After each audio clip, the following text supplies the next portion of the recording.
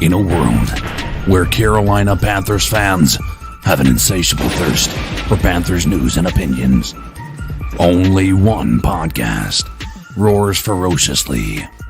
It's the C3 Panthers Podcast.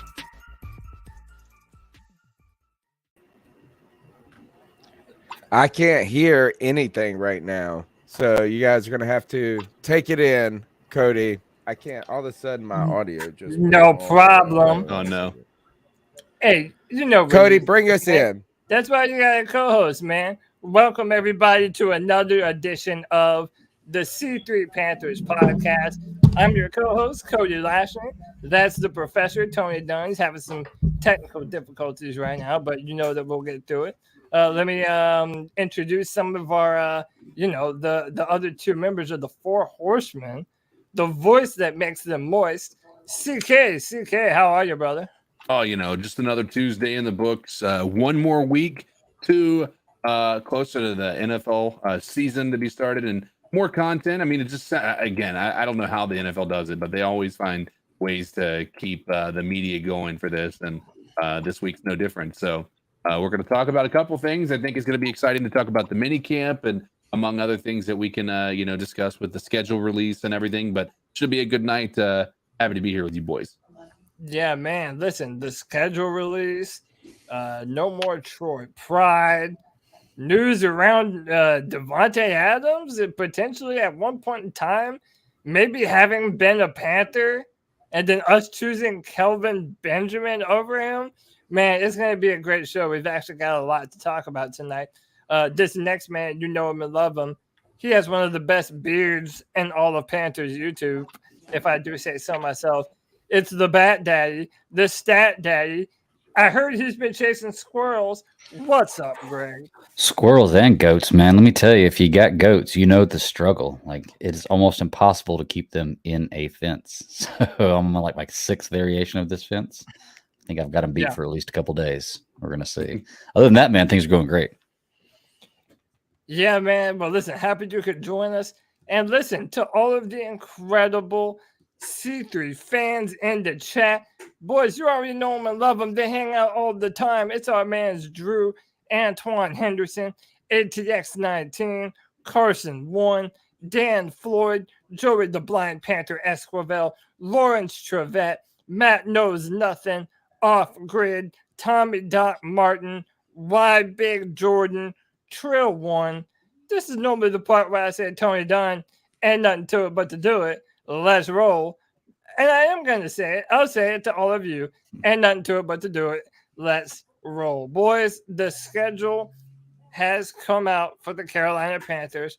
If you give me just a moment, I'll pull it up here, and we'll kind of discuss it a little bit more. But what were some of your first initial thoughts on seeing this schedule? And we'll go to CK first.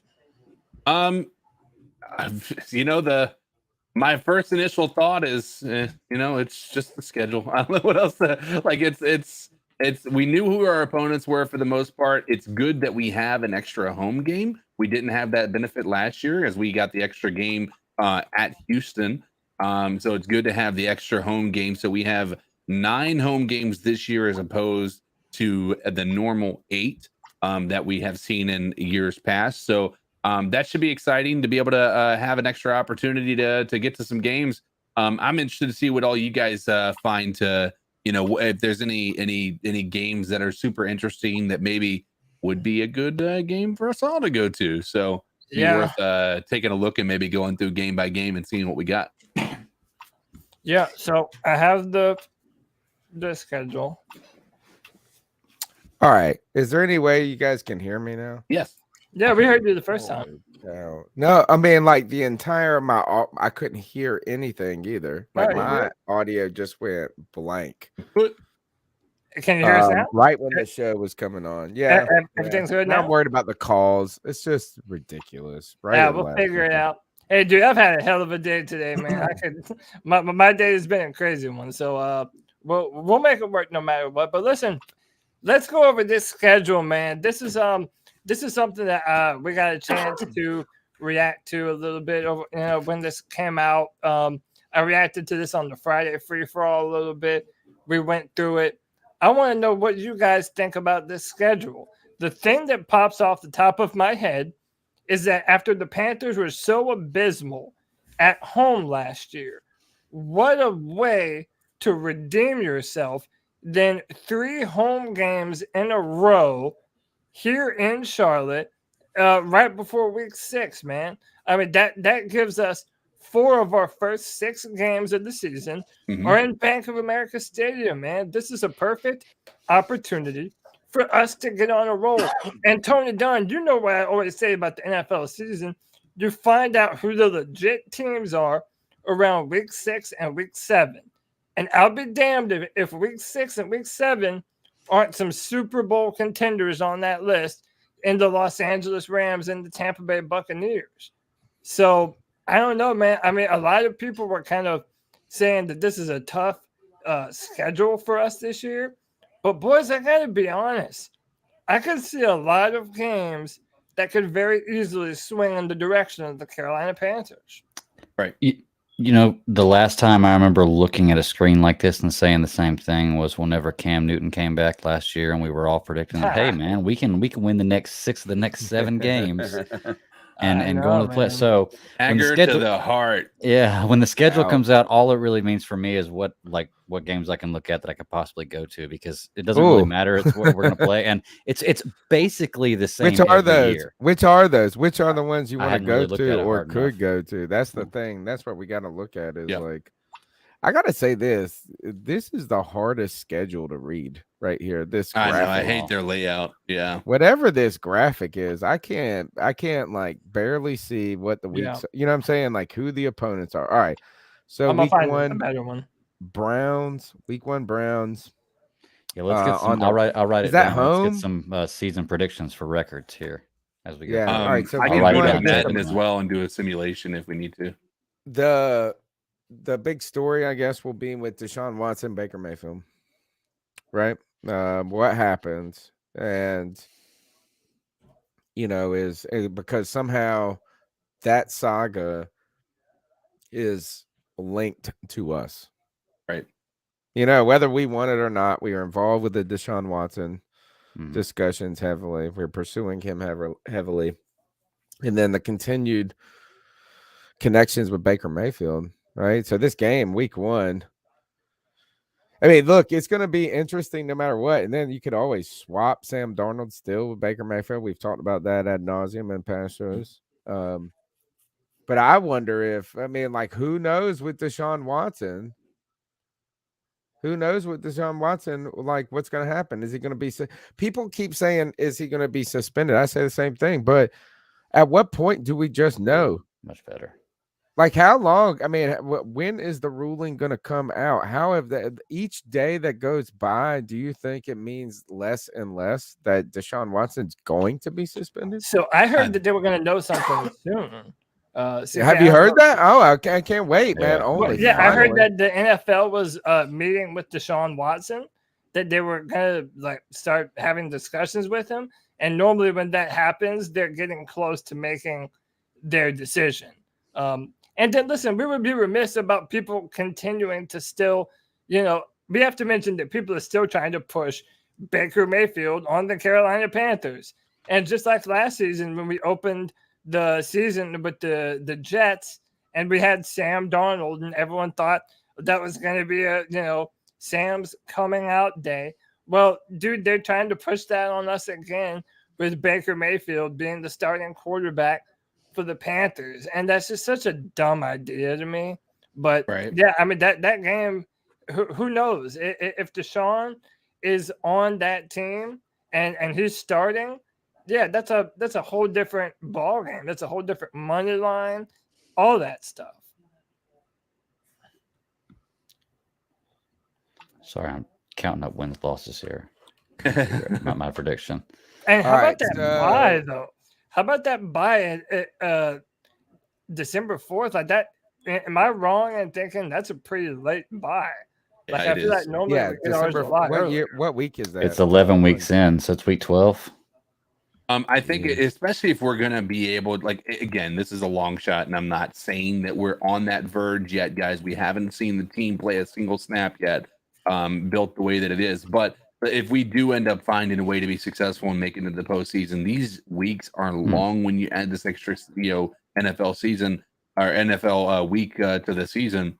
So that late bye, I think, is super important to the ability for there to be a long haul. So I mean, I don't think I've ever heard of a team that's wanted an early bye.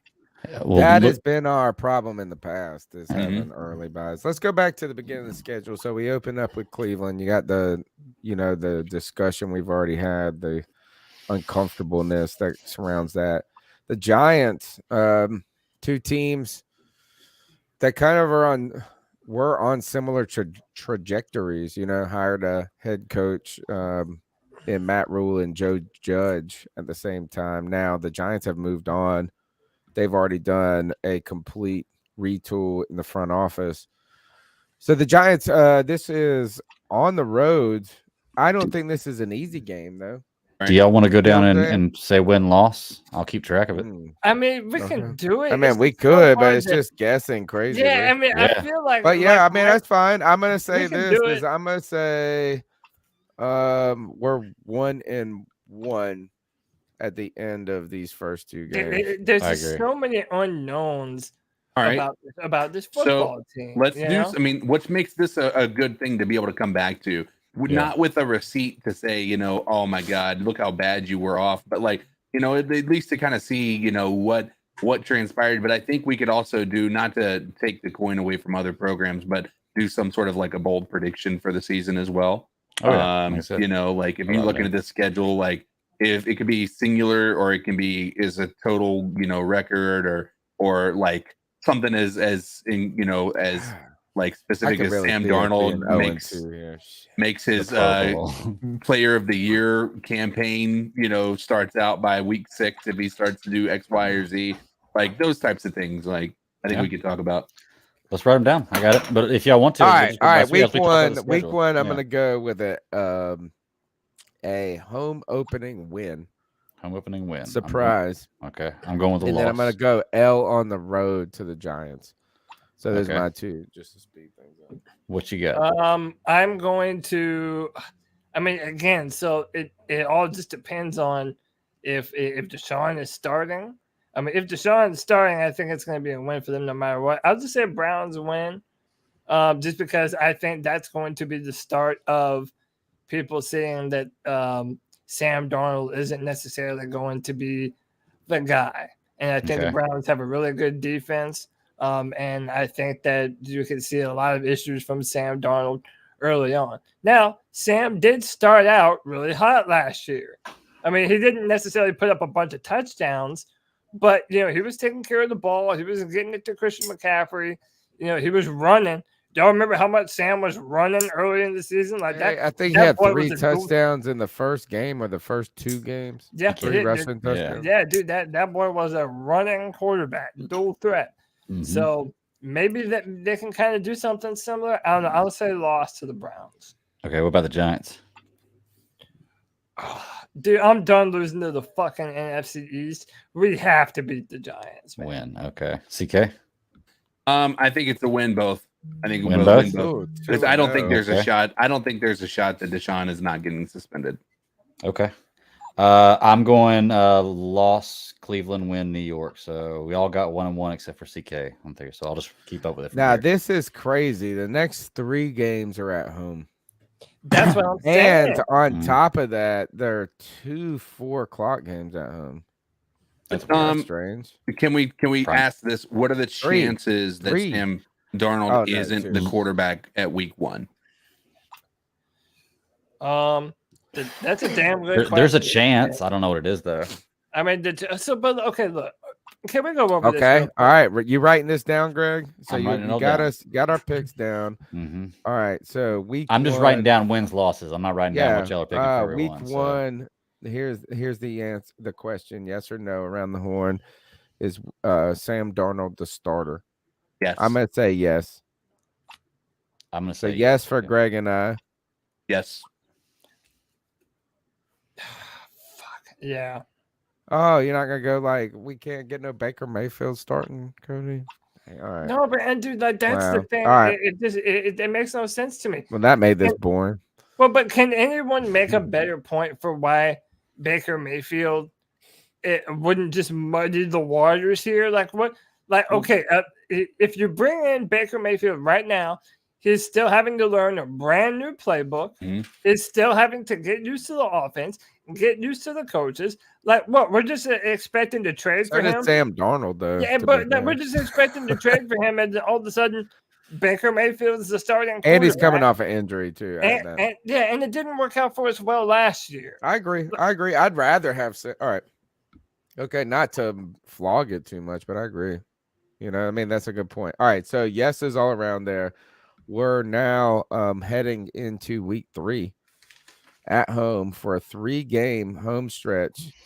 This is the first of 3 games, 1:00 start. The New Orleans Saints' first division game of the season. I'll let you guys go. I'm gonna go first on this one and just say I think that this is going to be Carolina's defensive backfield coming out party. I think J.C. Horn is going to smack the shit out of Michael Thomas. I think Dante Jackson's going to put the brakes on Chris Olave. And who else they got? Jarvis Landry? Yeah, C.J. Henderson's about to lock his ass down too. Panthers get a W. We repeat what we did last year. Panthers get a victory over the Saints at home, week 3. Gotcha. I'm agreeing with that. I think Again, I know I'm going 3-0, but we did kind of have a good year like that last year. And I think everybody is crowning the Saints right now, and I don't see they still have Jameis Winston as their quarterback. So there is, and now if this whole Drew Brees thing turns out to be something, maybe it's a different story. But right now, I just don't see Jameis Winston coming in here and being the game. What is that Drew Brees thing? I kind of heard something. Talking He got fired from out of retirement. He got fired from NBC because he wasn't a very good commentator, and now there's conversations about the potential of him coming back to the NFL. Was he really fired? Yeah, they said that they soured on his he started out okay, but as the year went on, he just wasn't very good. Yeah. So I tell you this brings back something very important that happened to me in my life, or that I did in my life. So in 2010, the year that the Panthers stunk it up. You know what I'm saying? That Jimmy Clausen, we started 3 different quarterbacks. Jimmy Clausen was one of those quarterbacks. And that brought us Cam Newton, right? What were we, 14-2 that year? I attended. It was actually a grand experience. It was a great game. We sat on the 4th row of where we were at Bank of America. We were on the Saints side of the stadium, though, but 4th row, 45-yard line. I forget where we were in the season, but we had been getting the brakes beat off of us. They beat us 33-0. I mean, 33-3. 33-3. I mean, they beat the brakes off of us, dude. We had nothing. Yeah. But in this time, we made the Jumbotron twice. One of the girls that was with me, her seat got selected. She got all these vouchers for the airplane tickets. People were, the guy in front of us was a Saints fan. One of the Saints players gave him his receiving gloves. Like, it was just like a great time, despite it sucked. We stayed to the very last moment. Nice. And there weren't a lot of people in there late. There certainly weren't a lot of Panther fans there late. That's why we got all those rewards. So I'm trying to talk junk because, we're so close, the Saints players could actually hear me. You know what I'm saying? I was talking to them, basically. And Drew Brees is sitting there right in front of me. I mean, he had just shredded us, basically. So, what are you going to say? You suck? Right. What do you do? How do you talk junk to somebody? You still do it. You have to. Oh, well, at the time, him and his wife did these insurance company commercials. They did some commercial together. And he had, he's got the big birthmark on his face. He's not very good at, he's very uncomfortable on camera. And his wife, who it was a natural woman. Let me put it that way. She was not just this whatever. She was she stole the show though.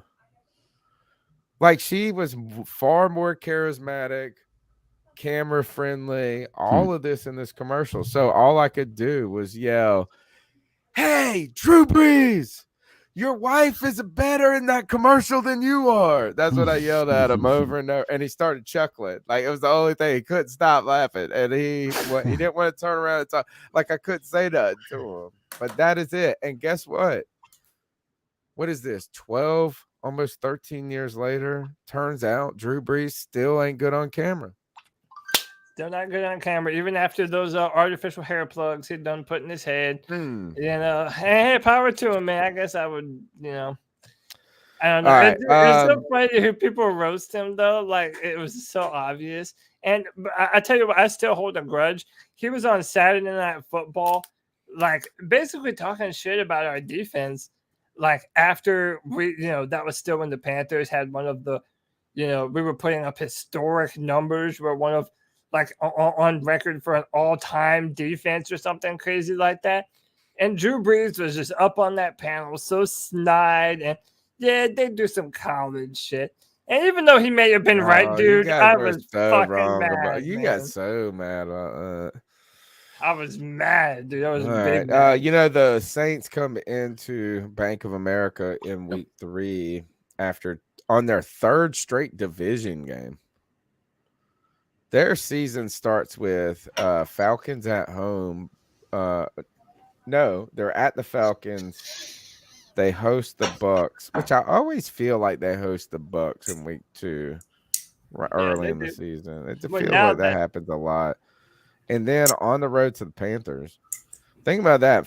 They open the season. We don't play any division opponents in the first 2 games. They only play the division.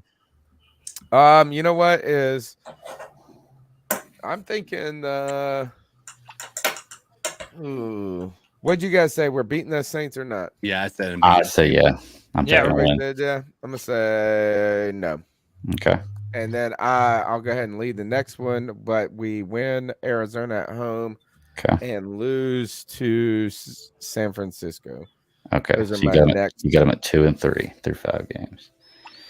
I'm gonna actually flip that. I'm gonna say that we lose. You said we lose to Arizona and beat San Francisco. I said we beat Arizona, lose to San Francisco. Okay, I'm gonna agree with you on that. Then I think we beat Arizona and lose to San Francisco. So yeah, I'm gonna make it simple, man. Look, maybe I'm pie in the sky right now. Maybe I'm just trying to be. Here he comes, and we got to talk about your take. Look, there's people out there waiting to hear about you and your takes, dude. Maybe I'm just being a homer, as I've been known to be. But this is an unprecedented opportunity, like I said earlier, for the Panthers to really build a home presence like we have failed to do for the past few years. I'm going to go on a limb and say that stretch of New Orleans, Arizona, and San Fran, W's, baby. W's. In the bank. Wow. That's where we're putting them. I love it. All right, so that puts him at 4-1. 4-1. He's 4-1. You're 2 and 3. I'm 3 and 2. All right. I unfortunately think we backslide. After we beat the Saints, I think Arizona has made enough moves to keep Kyler Murray happy, who's going to be playing for a contract this year, if he doesn't get one done before the end of the year, or before the league year starts. So I think we're going to lose to the Cardinals. I think they have a bone to pick after last year. And I think the 49ers are just too well coached to be, at least with what we have right now. So I think that's going to be an uphill battle. So I think we lose. I don't necessarily think we lose in convincing fashion, but I do think that those are losses at home. Okay. So 3 and 2. All right. Hey, your audio was kind of going a little bit crazy. Okay, I was worried it was my whole computer. What is it? What is it doing? You're good now. Well, now it's not doing it, but it was like you're kind of robotic a little bit, but you're good now. Oh, okay, cool. All right, so here's where I go is I feel like San Francisco begins a long slide for us. We Mhm. lose. So I've already picked through San Francisco, but we lose to the Rams on the road. Okay. We lose at home to the Bucks. Okay. And the reason I think this is I think the Bucks, and this is 1, 2, 3, 4, 5, 6, 7, week 7. I think the Bucks are still pretenders at this point. I don't know. Are the Buccaneers or is Tom Brady going to be able No, to do they're it not pretenders. again? How can they be pretenders, man? Tony, don't we have to give Tom Are Brady there the is their benefit of the defense doubt going to at this be as point? good as it was last year? That's what I want to know. I just want to. I mean, I feel like we'll be figuring out if the Tampa Bay Bucks right here, like they might be teasing us, but they're a good team still. But like, I Or they feel could like be a bad one. whether you love the dude, I said or we're gonna hate lose the to dude. him.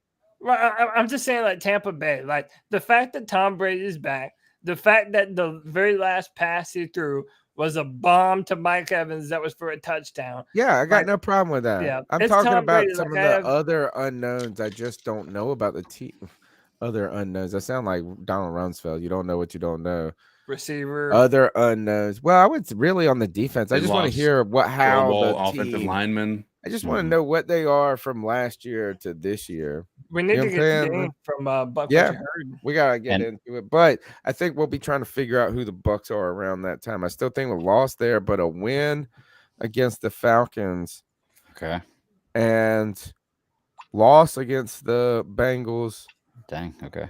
win against the Falcons. We sweep the Falcons. Right? Tony goes Okay. like 5 games at Yeah. Sorry, I He's got like, no, screw one. I got you I'm at taking 5 4 of and them. 6 through week 10.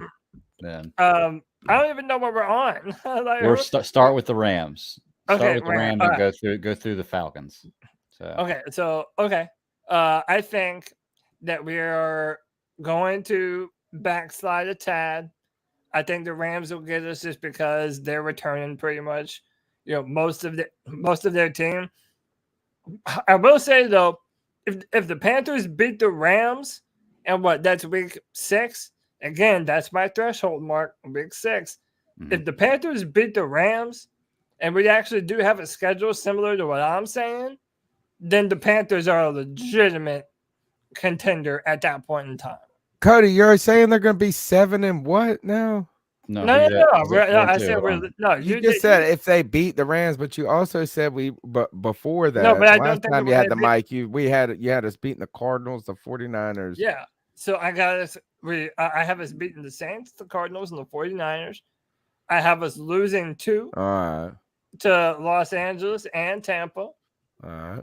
Okay, so you're taking Tampa as a loss. Yeah, I'm taking All Los Angeles as a loss. I'm taking Tampa as a loss. Okay. And, dude, we're going to fucking pull the upset in Cincy because there's only one Queen City. You skipped dude. Atlanta. There's only one Queen City, and it's in Charlotte. No, I said Okay. we beat Atlanta. Okay, did you? Okay, sorry. Yeah. Beat Atlanta. So you're saying we beat Cincinnati too? Yep. Yeah. So what does that put us? Oh, and then And then just go ahead so and speed do it we up. sweep The Atlanta? next, Sorry. We're Yeah, going to get your run of wins and losses in here. Dude, I think I have us winning the first 3. I think we lose all the way until the Falcons. To the first to Falcons the game? Rams and the Buccaneers, and we win that game against the Falcons. Okay. The Cincinnati Bengals would be interesting. I have a hard time seeing us being able to beat them. Okay. We beat the Falcons. I think we sweep the Falcons. I think we beat the Ravens. Are we going that far? Well, hold on right here. Let me catch Yeah, up. we're- So yeah, we're holding everybody that, go to week 10. So we at week 10, CK, you're 5 and 5. Cody, So you're week 10 is you're 6 and 4, Cody. Okay. Tony, you're 4 and 6. And right now, I'm gonna say that we lose to the Rams. I'm gonna say we beat the Bucks because I'm just gonna say it right now because one of these years is gonna be right. Tom Brady's eventually going to fall off a cliff.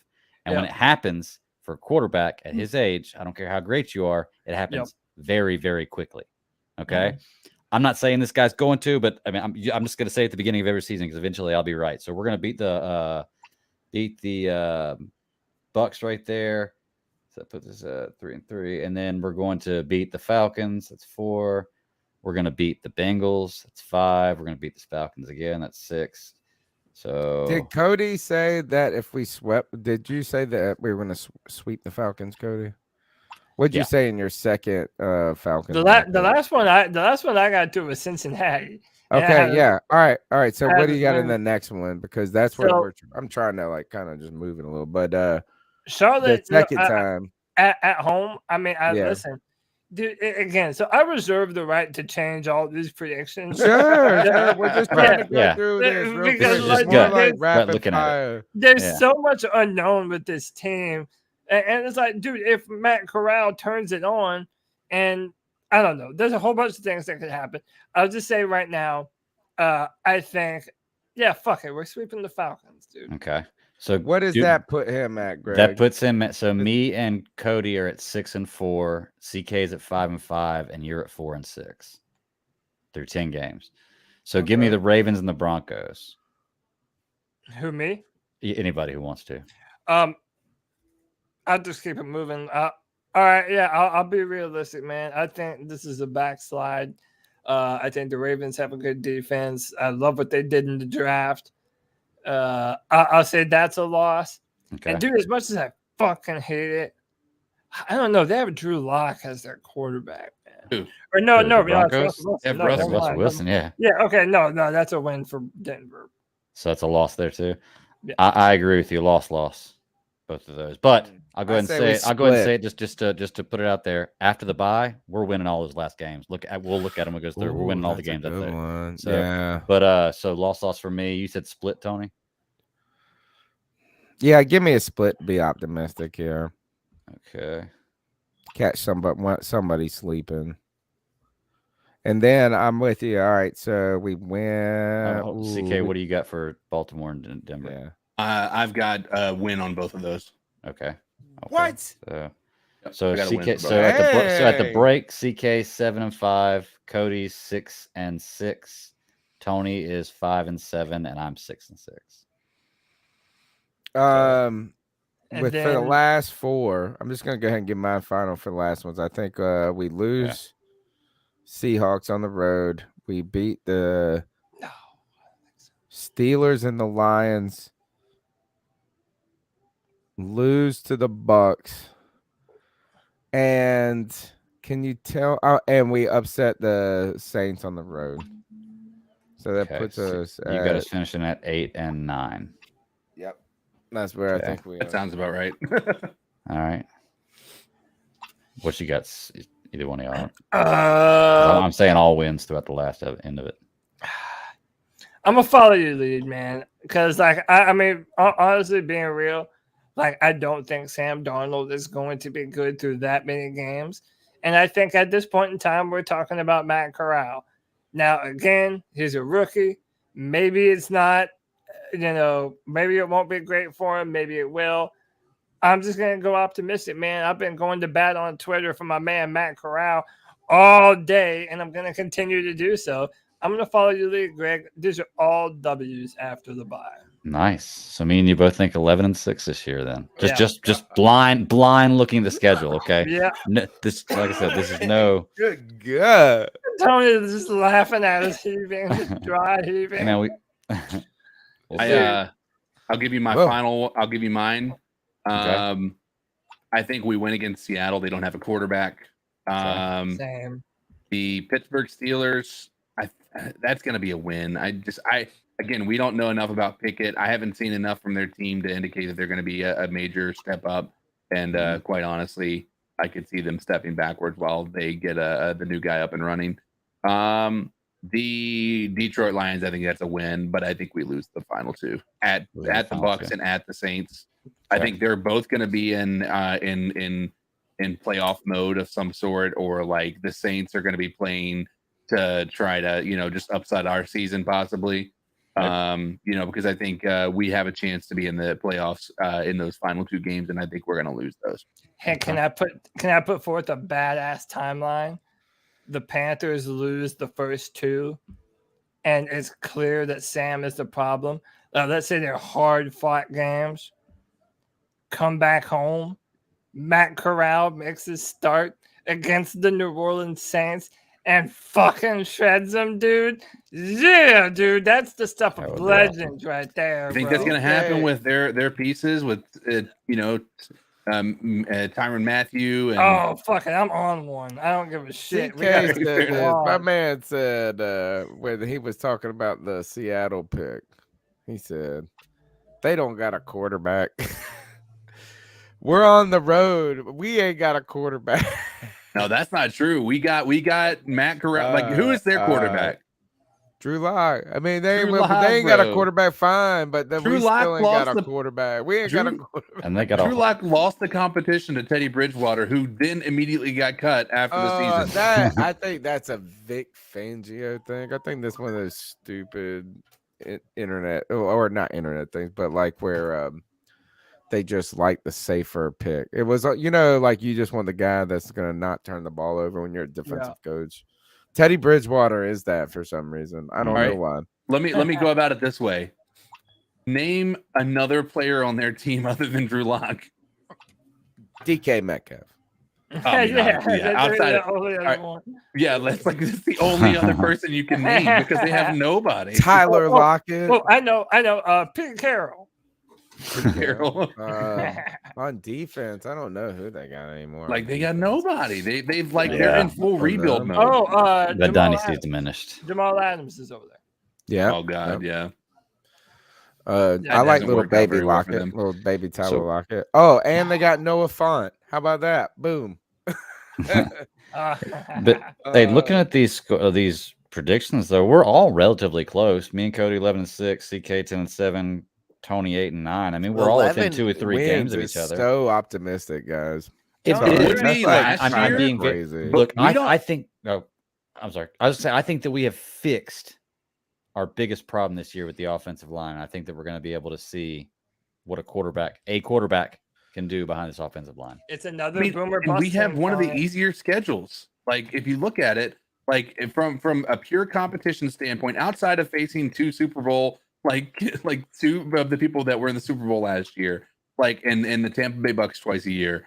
Like I mean, our schedule is pretty mild. Like it's not like these are all It winnable looks games. terrible. It looks tough. Man, we got some tough matchups. No, dude, if the you look back at end, it- the if you back look end at looks the- friendly. Right. The back end looks friendly. Before the bye week is it's a tough road. What are the you know what I'm saying? toughest- Like What are the toughest matchups on this schedule? Los Rams, Angeles. Bucks, and the The Bengals. Bengals, Ravens.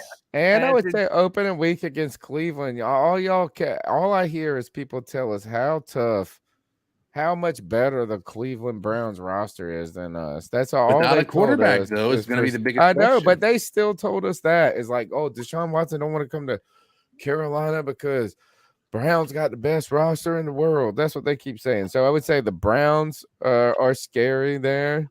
Week 1. I think the said he didn't wanna- 49ers, the Rams, the Bucks, and the Broncos to me are all matchups I ain't really excited about. Yeah, I mean, I don't know. And the Ravens too. Exactly. Dan Floyd said, "Don't forget the Ravens." It's like I don't know. The That's Ravens were still lackluster awesome, last man. year. He's awesome. People act like he's gone. He only played 12 games last year. The biggest but we- unknown for us is the quarterback position, and the fact that Well, right the now, most important position. the most important position. Sam Darnold is our guy, and they keep telling us that they don't want to rush Matt Corral. And yeah, look, as Panther fans, and I'm included, like, I think that there's a very real possibility that Matt, was probably a victim of the offense that he was on, that he was in, real heavy RPO stuff.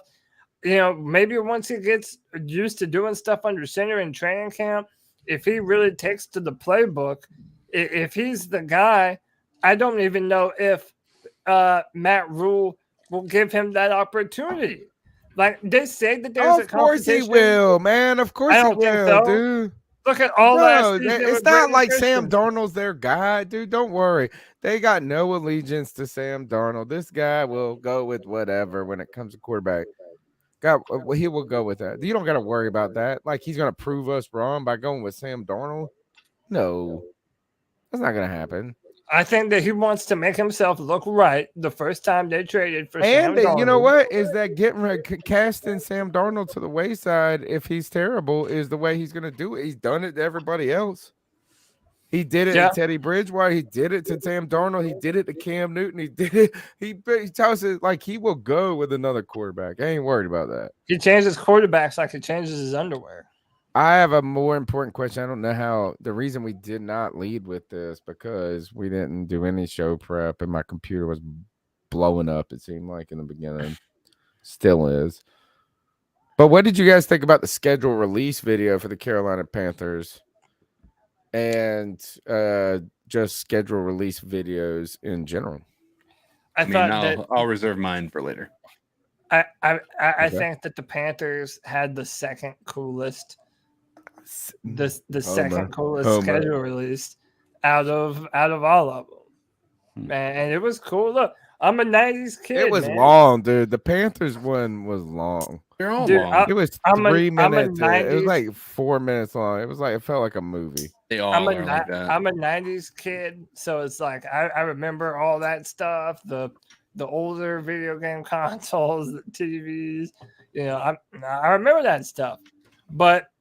Like my man Justin says, the Chargers had the best one.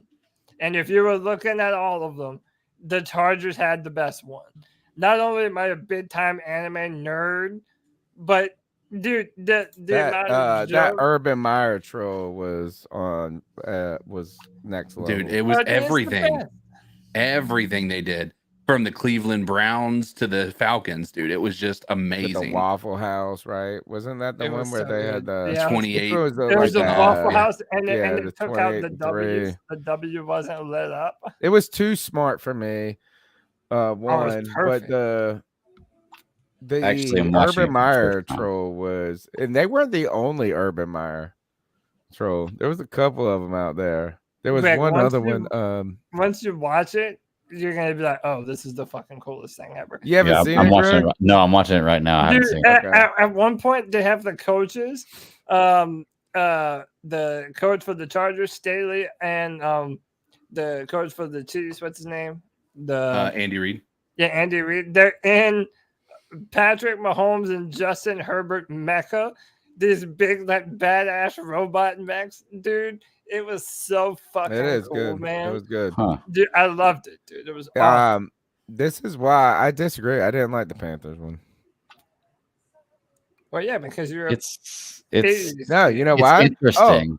I am such a 90s kid. Like, I don't know a song or movie reference outside of the 90s. Like, I think this is the Panthers, though. I feel like, and maybe I know there's been a lot of social media turnover lately, but still, you got Bill Voth in the background running the whole thing. He's the guy, I think, that runs their he is media department. I feel like they've milked the 90s theme for 3 years straight. You remember that? Like, so they were the ones that, to me, set the tone for these schedule release videos. We had one, didn't they do like a Donkey Kong one year or something? What was it they did? They were one of the cutting edge departments that came out. I remember it had something to do with Nintendo. I feel like they're milking that genre too much. Yeah. And so, like, I just was like this. It was like, all right, yes, the card on the bicycle, got it. The Nintendo, got it. The pizza rolls, got it. Like, it just, I feel like, hey, the Chargers went to something new this year. I like the Lions one. Did you guys see the ones the Lions did with the self-defense, dude? I felt like I hired that special tactical self-defense dude. Like, you could. I think here is what the Panthers missed a great opportunity this year. Mr. Beast doing make a video things right here. He's from North Carolina. Can I tell you what this really feels like for me watching this video? It feels like a bunch of people who didn't live in the 90s are doing a report on the 90s and making a video presentation about it. You know, it's what it really feels like. Like, yeah, I remember this. I remember this from when I was a kid, but this doesn't remind me of being a kid. Like, this doesn't look or feel like my childhood. Like, it looks like if my kids were I to know. make a Where are all the video- people smoking cigarettes at? I mean, I don't know. I mean, it wasn't bad, but it definitely doesn't blow me away by any means. It seems I feel like I could have thought of a whole lot cooler ways to do it. You know, It I was don't know. long. I felt I just look, and I know it's cool. Here, smart move by the Panthers in this is the demographic for football fans probably listening to this show right now and watching is probably 25 to 60. And the people that hardcore follow it are probably 30 to 55. You know, like, I mean, I bet you would even tighten that in a little bit. And so they are keying into their demographic. Yeah. You know, they are tuning in to that. Just like, I mean, so that's not the worst move. I just feel like I just remember them doing a big, they were one of the where schedule release videos were kind of new. Yeah. And they did God, if somebody in the chat room can help me remind me what it was. I feel like it was a Nintendo theme or something. Yeah, they did video games specifically. Like this time it was more like video games okay, so they did they do like 12 different video games or yeah. 16 different video games or something? I remember that and I'm just saying, like, here is that I think the Chargers one was pushing the new envelope. I'm not an anime guy. Dragon Ball Z's after my time, you know, but still, I think that was kind of cool. I like Detroit with this special forces dude. That shit was great. Dude, like for me, growing up, like anime was all I watched. I didn't watch it. Good. I didn't watch wait, man, but I had to watch cartoons Dragon Ball Z on was Saturday. Like Dragon Ball. I watched the original Dragon Ball before the original Dragon Ball Z because it used to come on UPN early in the morning. Yep, that's right. I remember that far back. And Dragon Ball Z was the shit. And yeah, it's a blast from the past, man. And I don't know. I think the Panthers, like, they're still trying to build that vibe, you know, now that David Tepper owns the team, that they're trying to do, you know, cool, innovative things. I feel like you saw that last year with the Panther. Now you got Thomas Davis. He's like selling stuff, ice cream or whatever. It was cool, man. Like, it's an opportunity for the social media teams to really kind of show their creativity and really take a jab at all these other teams, you know, like or get jabbed at if you're the Jags. Or get the Falcons. jagged at, is what you would say. I Jagged thought. Off. And by the way, Matt Corral, I put this on Twitter. Matt Corral reminds me of the main character from this anime, Yu Yu Hakusho. His name was Yusuke Urameshi. Dude, I'm a super nerd on this type of shit, but I'm telling you, that's who he reminds me of. All right. Well, you know what? We'll have to ask him what anime character he resonates with. All right. What else did we have to talk about? We had Troy Pride. Troy Pride Jr. Poor fella. Sad story. Dude, I don't even care at all. So mean. I don't give a single. I can't find a single shit to give. Because it's another fourth round pick that everybody's excited about. Yeah, I never expected. He started 8 games. I never expected anything of Troy Pride, and I never felt like he made a big impact on this football team.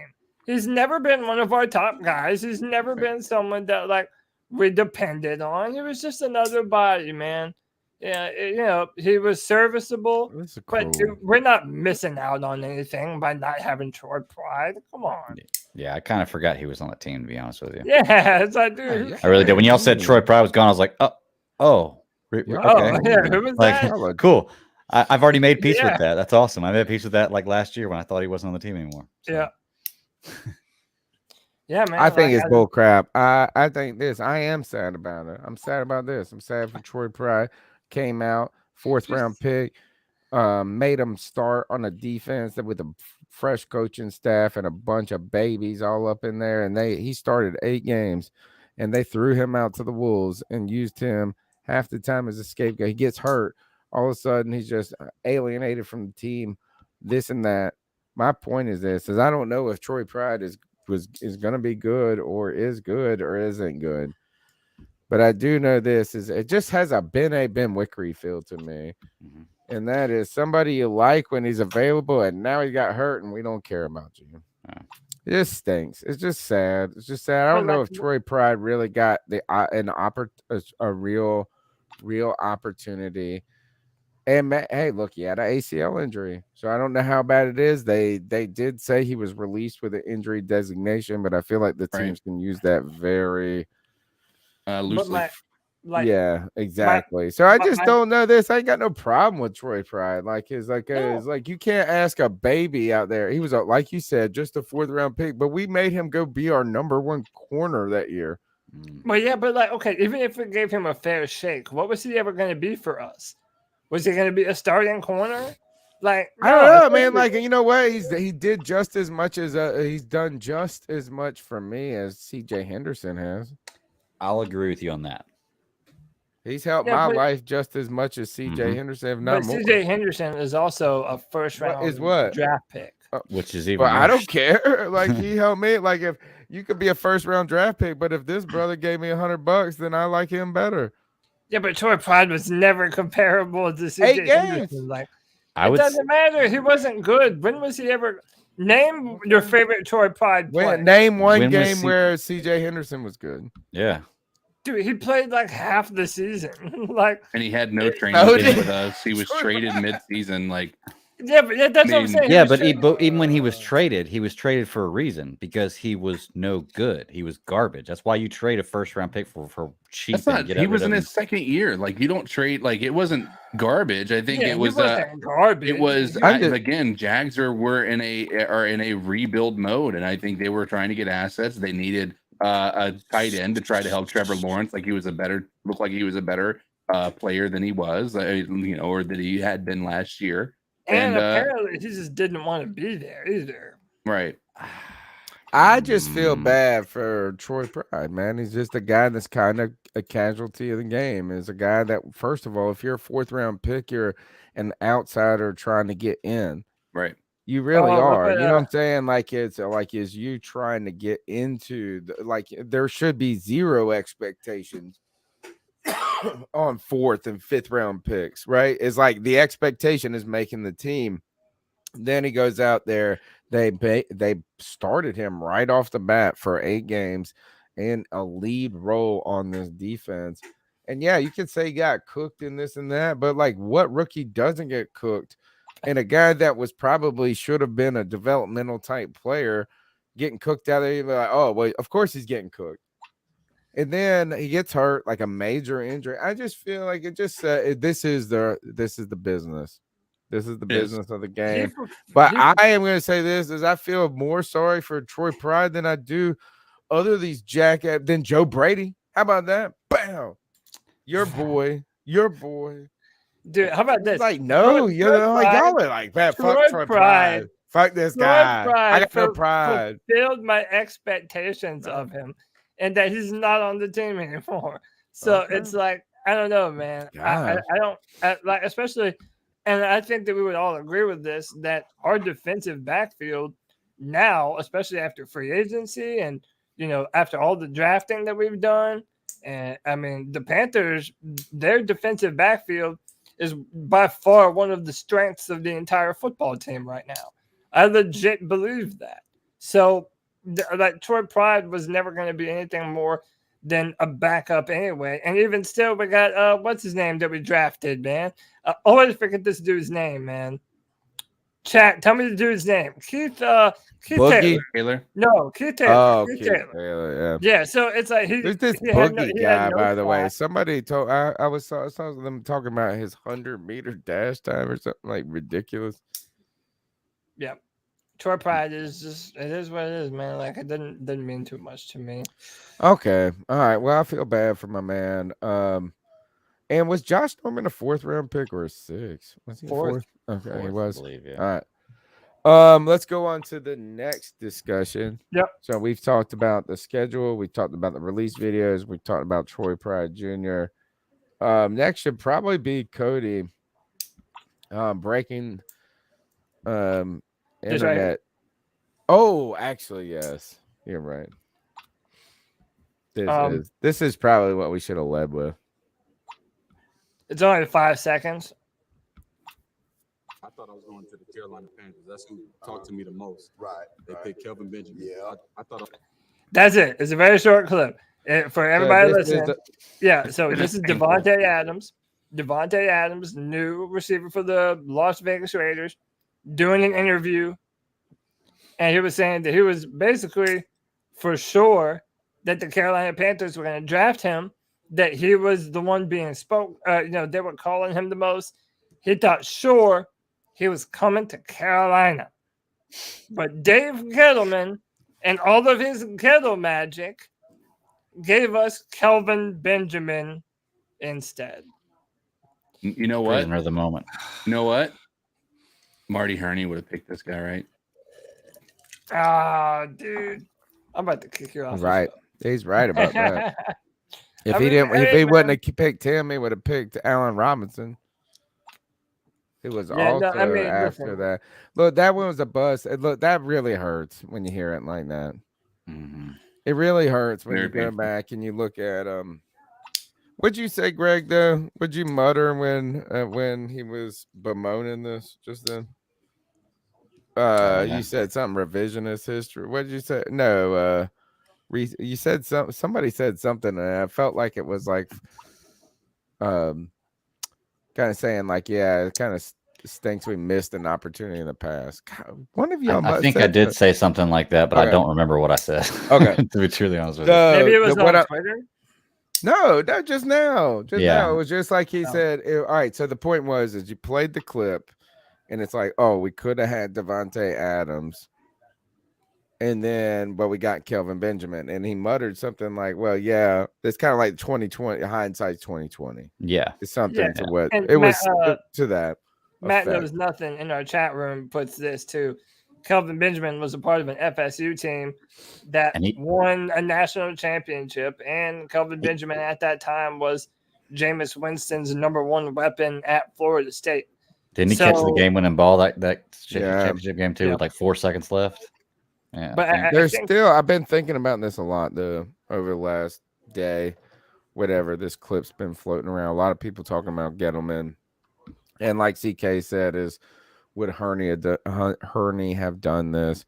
I saw someone say Herney made the worst pick, and I was like, it was Gettleman. Sorry, it wasn't. And they said, is there any difference? And I was trying to think back at this moment. This would have been 2014, right? Right. Yeah. Dave Gettleman was in his second year as GM. We had just put together in 2013 a 12-4 season. Mm-hmm. That was pretty damn awesome. We got Star, we got KK. Dave Gettleman's working magic with this nothing cap. He was good in year one. He was like incredible. 2013, 2014. You think about that Kelvin Benjamin draft. He comes in, gets 1,000 yards. The Panthers still somehow back into the playoffs that year at 7-8-1. And then 2015, we go to the Super Bowl. If at the end of 2015, they regraded that draft and they said that 5 of our players would have been first-round picks. Funches, Ben Wickery, like Shaq Thompson, like, you know what I'm saying? Like all these people came in and made such an impact on that team. After 2015, I thought Dave Gettleman was a superhero. Yeah, no. I think we all did. Yeah, I had Dave Gettleman for president on my Twitter handle. And then 2016 through 2022, he just fucking like it just went from 3 years of like, man, this is fantastic to, and this might be the cancer in the background that started it.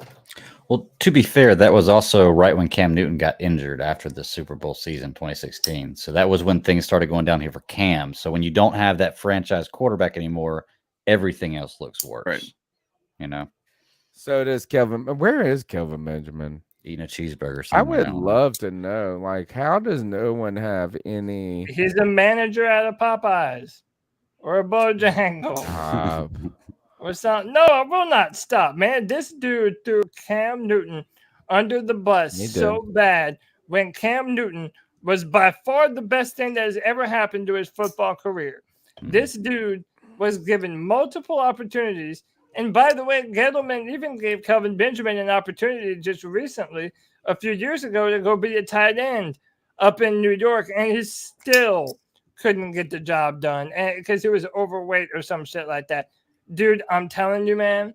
I don't feel bad for Kelvin Benjamin, man. It's like it's almost like a D'Angelo Williams type of situation where it's like once you do certain things and once you take certain actions, it's hard for me to look at you a different way.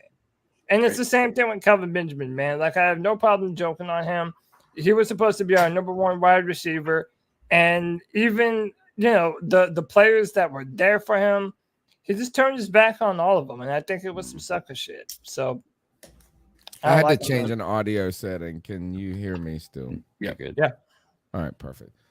Yeah, he did suck. It's just crazy how quickly you can go from being in this league to not.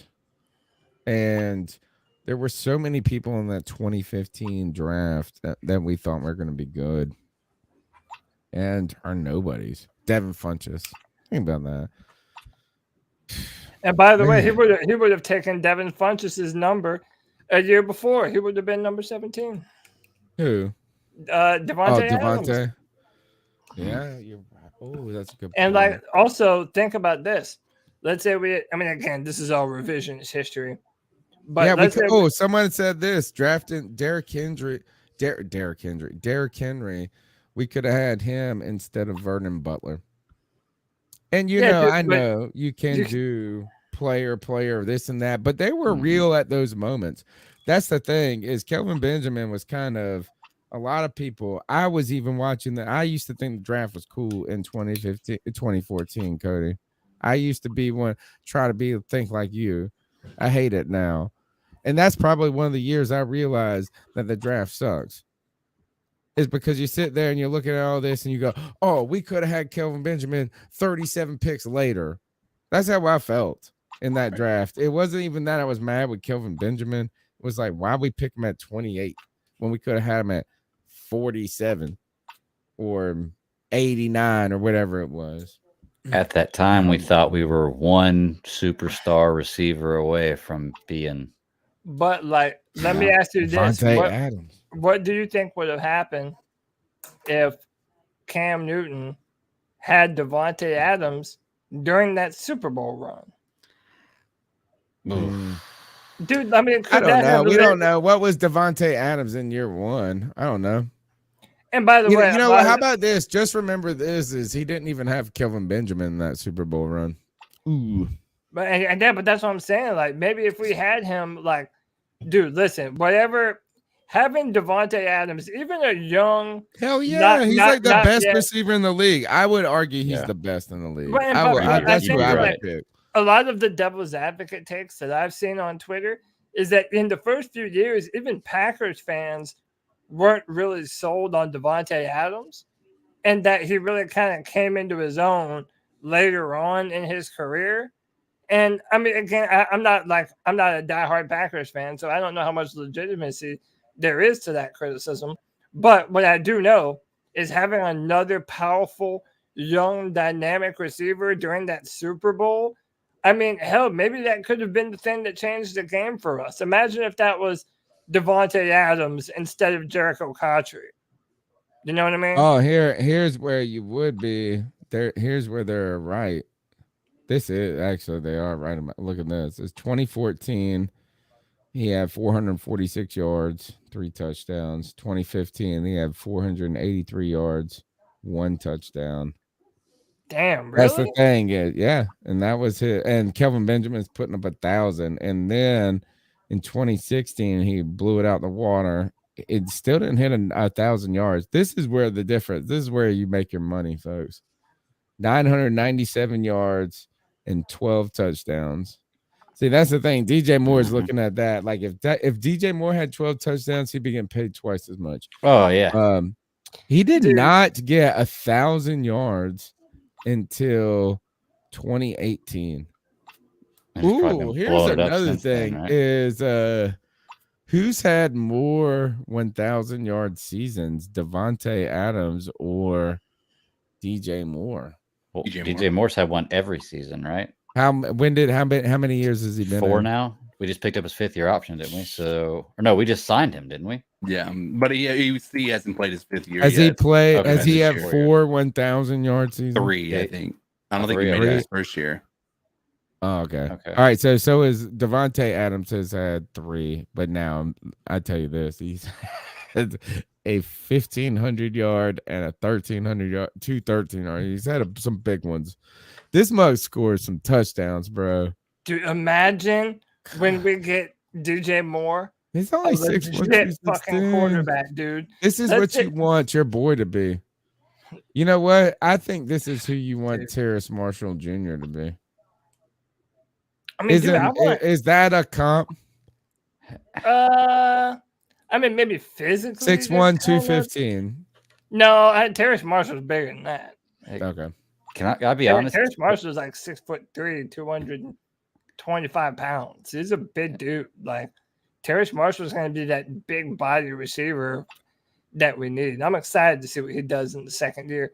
But hey, I'll reiterate that, dude. Look, wait until Matt Corral turns it on and becomes that quarterback that DJ Moore has always needed, dude. Mm-hmm.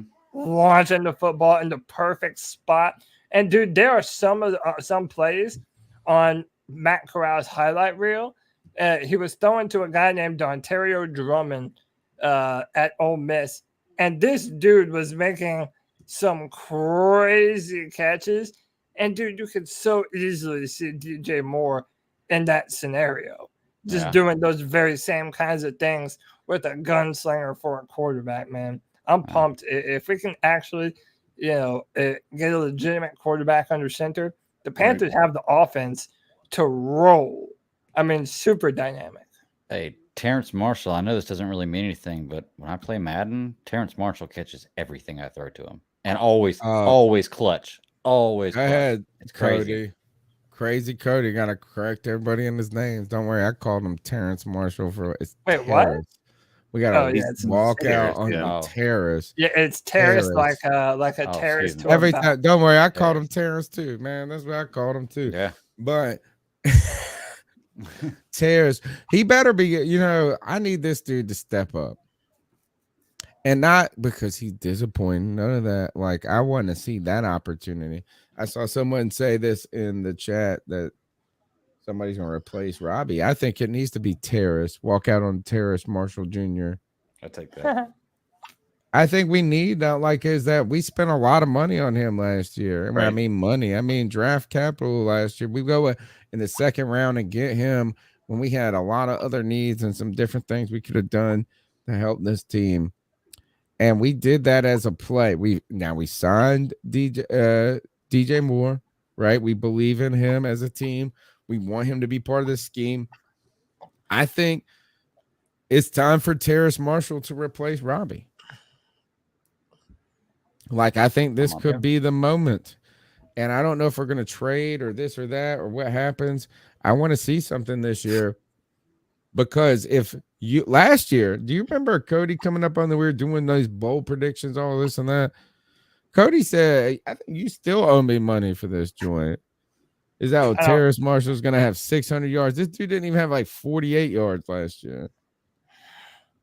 Whatever, man. I thought that wasn't it, dude. I cut more yards yesterday I cut more yards on my lawnmower last year than Terrace Marshall Jr. had last year. Yeah, that's not his fault though, man.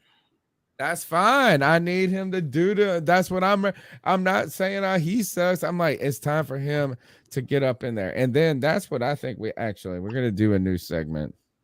and I'm gonna make more out of this in the coming time or the upcoming season. But we got to do a Robbie to English segment. That's what we're doing.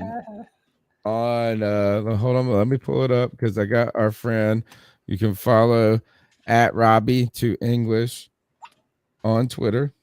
I'm gonna show you guys this. I'm gonna share my screen. We're gonna just do a couple of lookovers. This is the new segment on the show, Robbie to English, where we look at Robbie Anderson's tweets and see what is going on. So let's start with the most recent. Well, here we go. Tweets and replies, maybe. Nope. Here you go. Tweets. All right. Here we go. So let's start with this. Robbie Anderson tweets, how you get beat up by somebody, then grow up and want to be that homeboy and be like them silly S star emoticon. So Robbie Anderson translator says this means, how do you get assaulted by someone, then want to be their home brother and be like them? That is hilarious, poop. Next up, because there's a couple. I had to go through a couple of them. Robbie Anderson tweets, yeah, you got the text, but you ain't get the message. Robbie Anderson to English tweets, yes, you have received the text message, but you didn't receive the real message. That was not that bad. I mean, that's kind of subtle. I saw a good one down here. I like this one. All right, so Robbie said, had to fall back, you know, how'd that go? We only speaking briefly. And at Robbie to English says, I had to take distance respectfully. You understand how that goes, though. We were only talking momentarily. So that is the Robbie to English. I kind of one day, this is what I foresee coming up. So I gotta get this guy. I messaged him on Twitter. I said, I want to do this each and every week. We're not each and every, but yeah, kind of. I want to make it a bit. You remember Dave Letterman used to go down to the guy that owned the sandwich shop? Yeah. Down below. What was his name? Rupert. Yep. And they would go to Rupert and they would ask him to read something. I feel like I need Robbie to English to do his, like him typing it and speaking it out, like a Rupert bit for the show. I think it'd be funny. Yeah, I don't disagree. Robbie Anderson's a lot. He's a lot. You know what else is a lot? Is the people watching this show, 103 of them right now. And they like a little shame sometimes in their game. Sometimes these people, they forget how easy they got it, how lovely their world is. First world problems. CK, shame these spoiled bitches. One team, one desire to finally get the Super Bowl win we've all been craving. But can they do it? Can the Carolina Panthers find a way to build a team, to come together, to be coached at a level that's required for a Super Bowl caliber team? All indications point to probably not, but there are some hopeful things that we've seen, and you come here each and every week to talk about what the Panthers are doing, what they have been doing, what news is broken, but you haven't yet hit the like button yet. I have one thing to say to all you kinky son of a bitches. Subscriber shame. Subscriber shame. 99 viewers. Hit that thumbs up. Hit that like. Hit that subscribe. For every single time the C3 podcast goes live, bringing you the best fan content that we can possibly bring to you. Be a part of this excellent community, man. We have new people coming in all the time, being a part of the chat. Join our Discord, man. The C3 family is all encompassing. Be a part of this family. Tony, what we got going on next? Just to tease something coming up in a moment is Cody Lashney has been taking a drumming. I mean, just a beating. You want to talk about something embarrassing? I mean, I've been given better than I've been getting. Come on, that now. shame. Good gosh, they just shaming. We shamed our subscribers, our listeners. Cody Lashney puts out some opinions out there, and he comes at them hard. And boy, people shame him back for them, man. Cody, tease him with that opinion. We're gonna jump into a cat call before we get in the discussion. But what is everybody on your case about?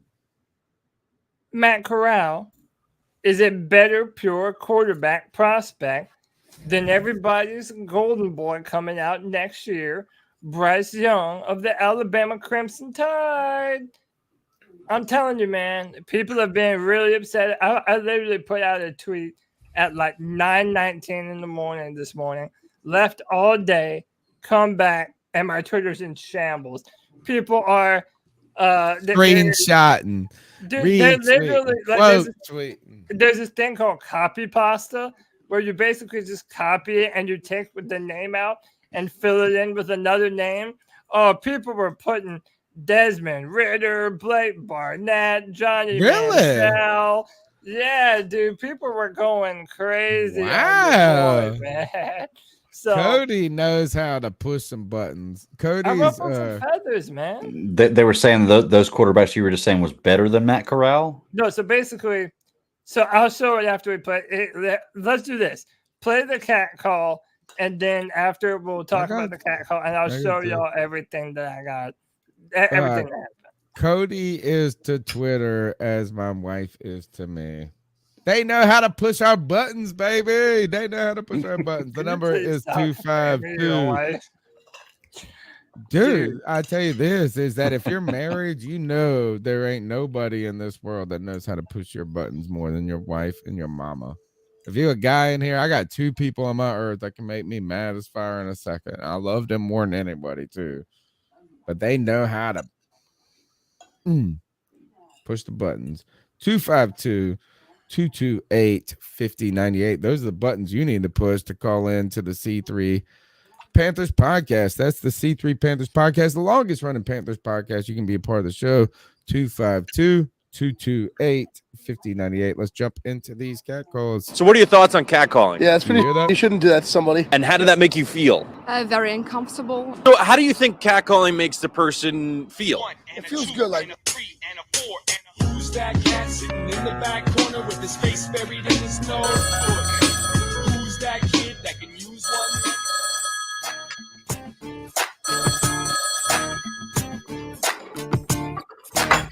What's up, C3 Nation? It's Anthony. You know, I'm part of this community now. I've always been a longtime Panthers fan, but you guys make being a Panthers fan even more fun. So I just wanted to call in to say two things. Appreciate it, bro. One, I saw something on Twitter that said Deshaun Watson is probably going to be suspended 3 to 4 games, and obviously that helps us. And two, Matt Rule needs to win. This is my hot take. Matt Rule needs to win 9 games or make the playoffs at all costs, because there is no way David Tepper is actually committed to a 5-year rebuild. If this would be the 3rd season with no improvement, Tepper's got to sell the team, man. Anyways, you guys see wow. does a great job. He's from Rock Hill. Putting that up. Dude, great call, man. Thanks for being a part of the family, man. He said first time caller, I think he said. Yep. Glad to have you a part of the show. And we are trying to build that community. One that has been man, it's we've had a tough couple years since Tepper came in. You had Tepper dancing on the sidelines, put the Panthers logo on the field. And it's been kind of tough since then. The grass, they ripped the grass up, put the artificial turf in. Then the rock killing people. He said this. He said, if they don't get better, you got to sell the team. And it is ridiculous, right? To ask someone to sell a business that is worth as much. But What do you think he would get for it right now? He paid $3.3 billion More. for it. You know, you almost wonder if he could double his investment right off and just Probably walk away. Wow. Okay. Cool stuff. We need some. We need to see. We need to see. We're ready for some results, baby.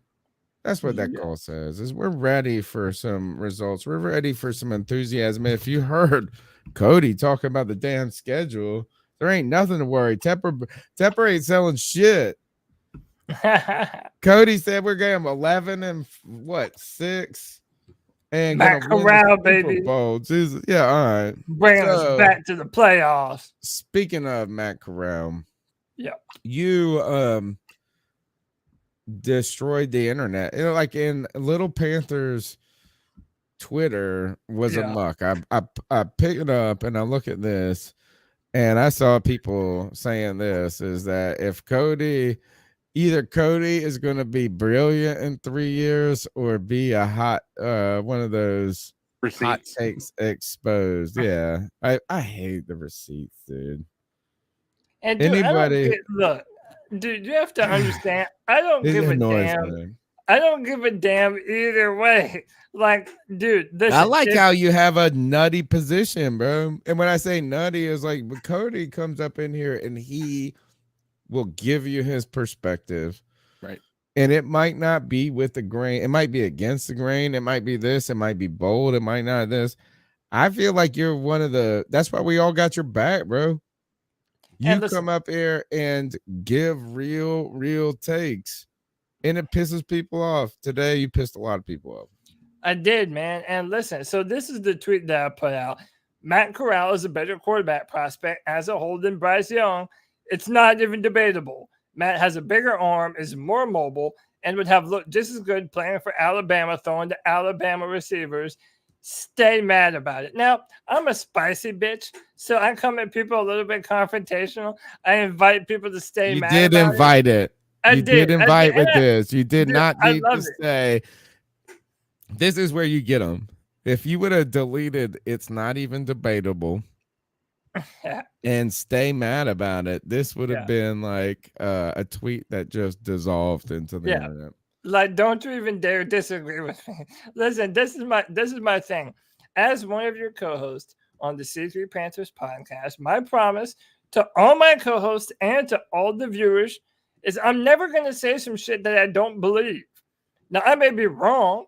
People tell me I'm wrong all the time. People do it on Twitter every day. They're doing it right now as I talk. But one of the things that I will always do is I will always speak the truth of how I see things. And I would do my very best to provide my reasons for why I believe that. I'm never, ever saying anything just to make a hot take or just to get people to listen to whatever the fuck I'm trying to say. I really do believe the things that I say. People did this to me when I even mentioned putting Akim Ekwonu at guard, which I feel like people thought I was saying that he couldn't play left tackle. I don't believe that for a minute. I just believe that the Panthers have a run-first football team. That's what they want. That. And Akim Ekwonu would be a badass left guard.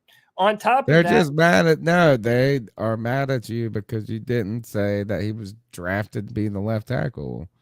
Yeah, they were pretty clear about that one. And listen, like I like how you have a counter take. You're not just doing it to be a hot take. It's not a counter take. You have your take.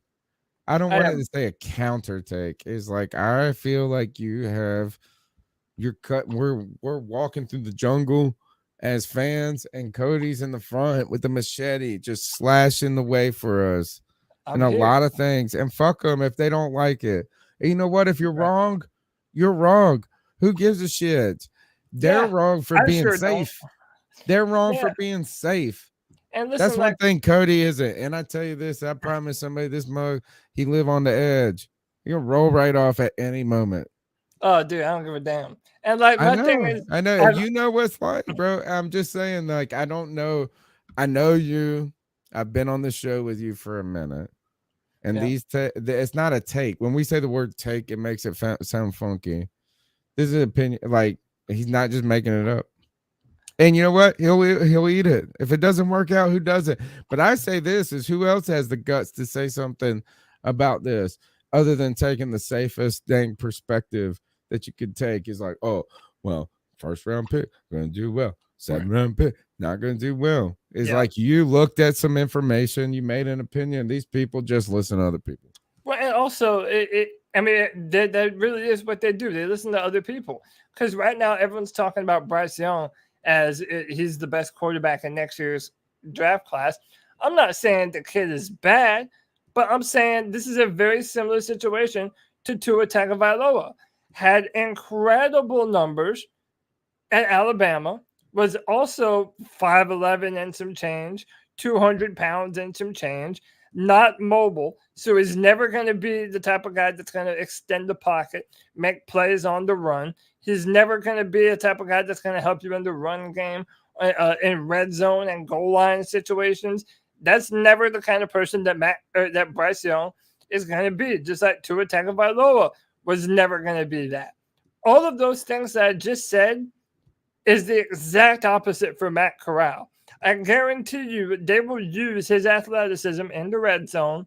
I guarantee you he's going to make some crazy plays off platform, rolling out. He looks so tiny, bro.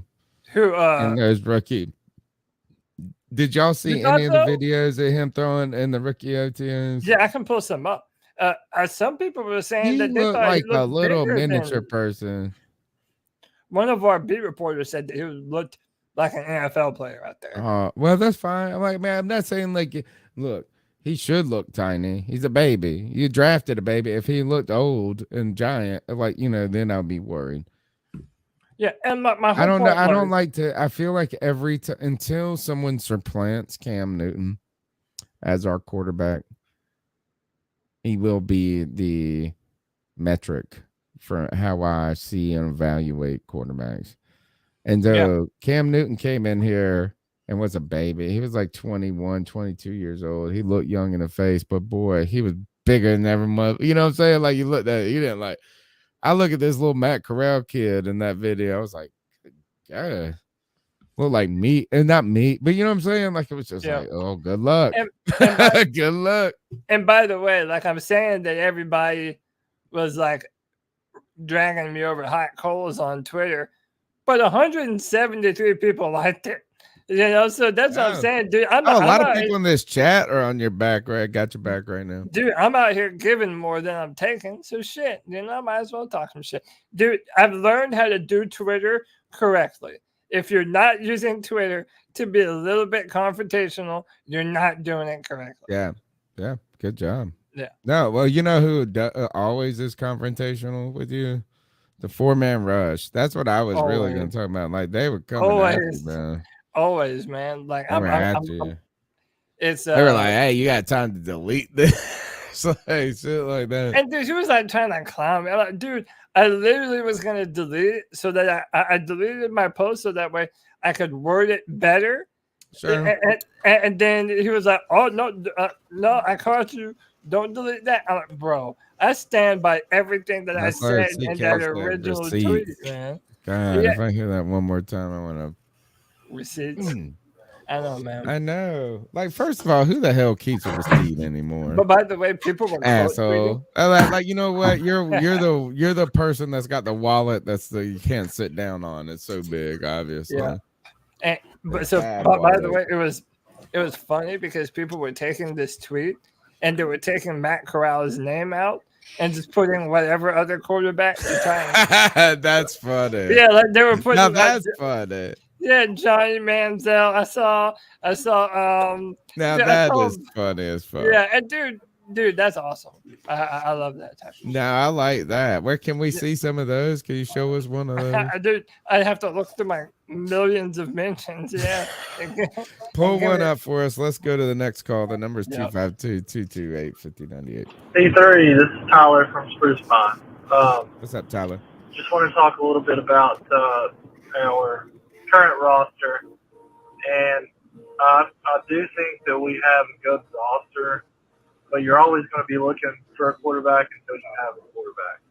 The reality of the situation is are really only 15 guys in the world that can play quarterback in the NFL and do it at a high level. 15 may even be too much.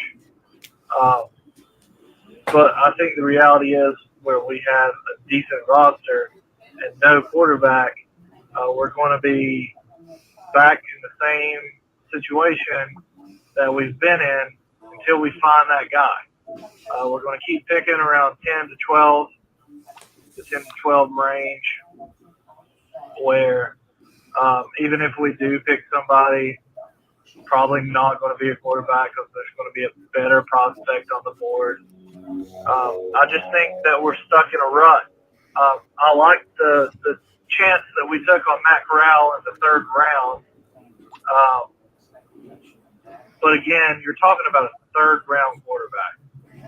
The chances of success for a third round quarterback to come in and be your savior of the franchise is extremely low.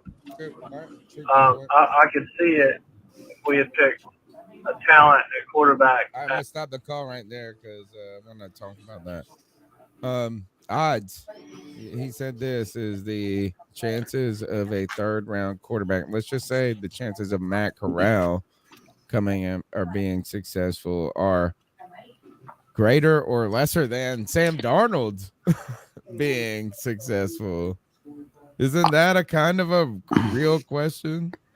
Well, I think that this is one with the wording of it where it gets confused, where because he got drafted in the third round, he's automatically a third round talent. Right, because remember, if a quarterback would have been selected in the top 5, I'm willing to bet you the draft would have gone drastically differently because people would have started scrambling for quarterback. Because nobody did, the quarterbacks fell. I feel it may not have been like that, but I feel like just because he went in the third round doesn't mean he's a third round talent. I mean, people were looking at him as being a first round talent, being drafted in the first round. So, well, he really is a third round talent because he went in the third round, technically. Yeah, that's what I'm saying. Technically, yes, but there's the more question to it than is, just that. If we would have drafted him at 6, the expectation would be different, right?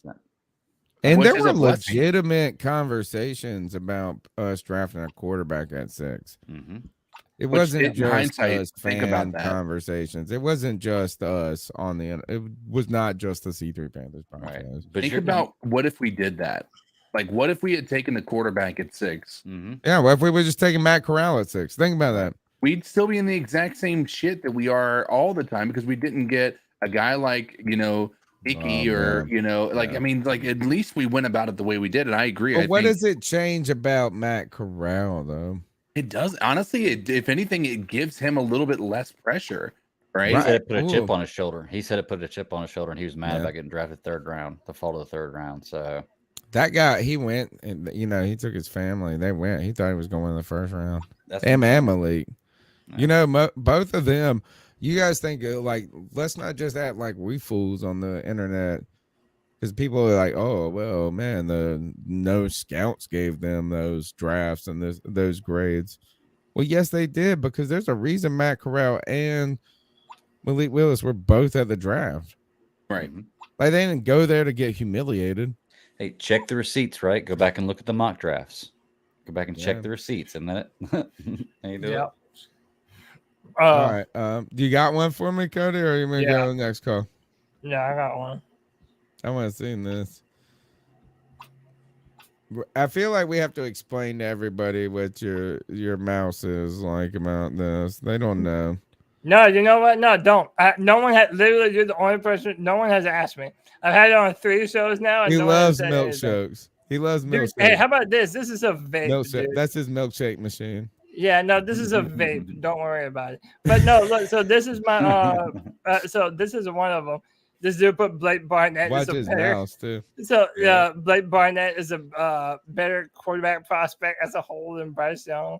Who is Blake Barnett? So he was once upon a time he was a very highly rated prospect. He went to Alabama. Well, that's funny. He transferred out. That's super funny. Yeah, and then look, this dude. But how did it become a thing? and it goes, it's a copy and paste that I derived from a Matt Corral tweet. So it's like, and dude, I'm telling you, like, we gotta get him on the show. No, dude, come on, he's gotta come on. That's funny. One of them, but but dude, I saw more. One of them was Desmond Ritter. Let's go back and look at it. One more time. It is. I saw a Johnny Manziel one. Dude, it was hilarious. I love it though. I love it. This is so awesome. That's how cool you are, man. I've never had anybody do anything this thoughtful for me on the internet. What do yeah, they spent their time to take your tweet and put it into a tweet deceiver generator. Yeah, I love it. I'm kind of computational for a crippled dude, huh? Yeah, you are, man. You just kick them bitches in the nuts. Yeah. I should probably say a therapist. Or not. No, you should not. Not at all. 252-228-5098. Cover me for this goal. Hey guys, Joey the Blind Panther, aka the bro that makes me howl. And I have a question for you. So I want to know from each of you guys, what games, how do I put this? What games on the schedule would be surprise wins? Like, what games do you think we would win that we maybe shouldn't win? I guess is the best way to say it. And maybe vice versa. What games do you think we shouldn't lose? Yep. What games do you think we would lose that we shouldn't lose? And aside from that, guys, when I first heard the schedule, I was like, this is kind of a tough schedule. I mean, after I decided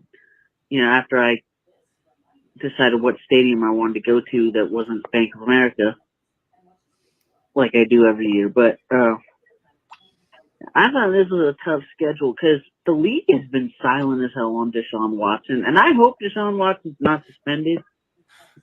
And the reason is because I think that poor man's been drugged through the dirt. I mean, we know that some of these Instagram women are dirty. I ain't gonna go there beyond that, but you know, being men, you guys know. So there's that, and like, that would be a more fun game. Like, is that not a more fun game when Deshaun Watson's on the field versus whatever bum the Browns have at quarterback? I mean, sure, their roster's loaded. Sure, their defense is great. And Myles Garrett is on it, and that's the dude that he'll blow your fucking head off with your own helmet, Mason Rudolph. So, yeah, even though I don't think we would win that one, but then again, that might be one of the games that we maybe shouldn't win, that we could pull out, because who knows, maybe we are about something legitimate out of the gate. Anyway, guys. Wow. Nice. So the main part of his question is, which game do you think is winnable that maybe on paper doesn't seem like the media at large would give us a win? The one I picked was the Bengals. One, we know from personal firsthand experience, the Super Bowl hangover is real. Every team that loses the Super Bowl the next year, it's not all roses back to the Super Bowl the very next year. On top of that, I don't know, man. I just have a feeling like that I don't feel like that team is just, the be all end all. I think that at that point in time, we might be a little more competitive than people make us out to be. I think people, especially like G Baby in the chat, are drastically underestimating the offensive line moves that we made this year, the upgrades in free agency. I think that would matter in that Cincinnati game. How about this? Can I go out one and Sure. go on one that I did not even pick in our own pick 'em? Yep. We went through all this. Maybe it's San Francisco. It's like we got the Deebo Samuel craziness going on there. We don't know Jimmy Garoppolo. Who cares about Jimmy Garoppolo? But like, we don't really know anything about Trey Lance. You know, I mean, like, all we know is that he's the greatest prospect that people have ever saw.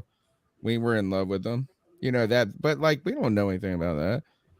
We really don't know a lot about the the 49ers team. Excuse me. The 49ers they've exceeded expectations because of Kyle Shanahan, even under crazy circumstances. So is this one of those moments that it finally catches up with them?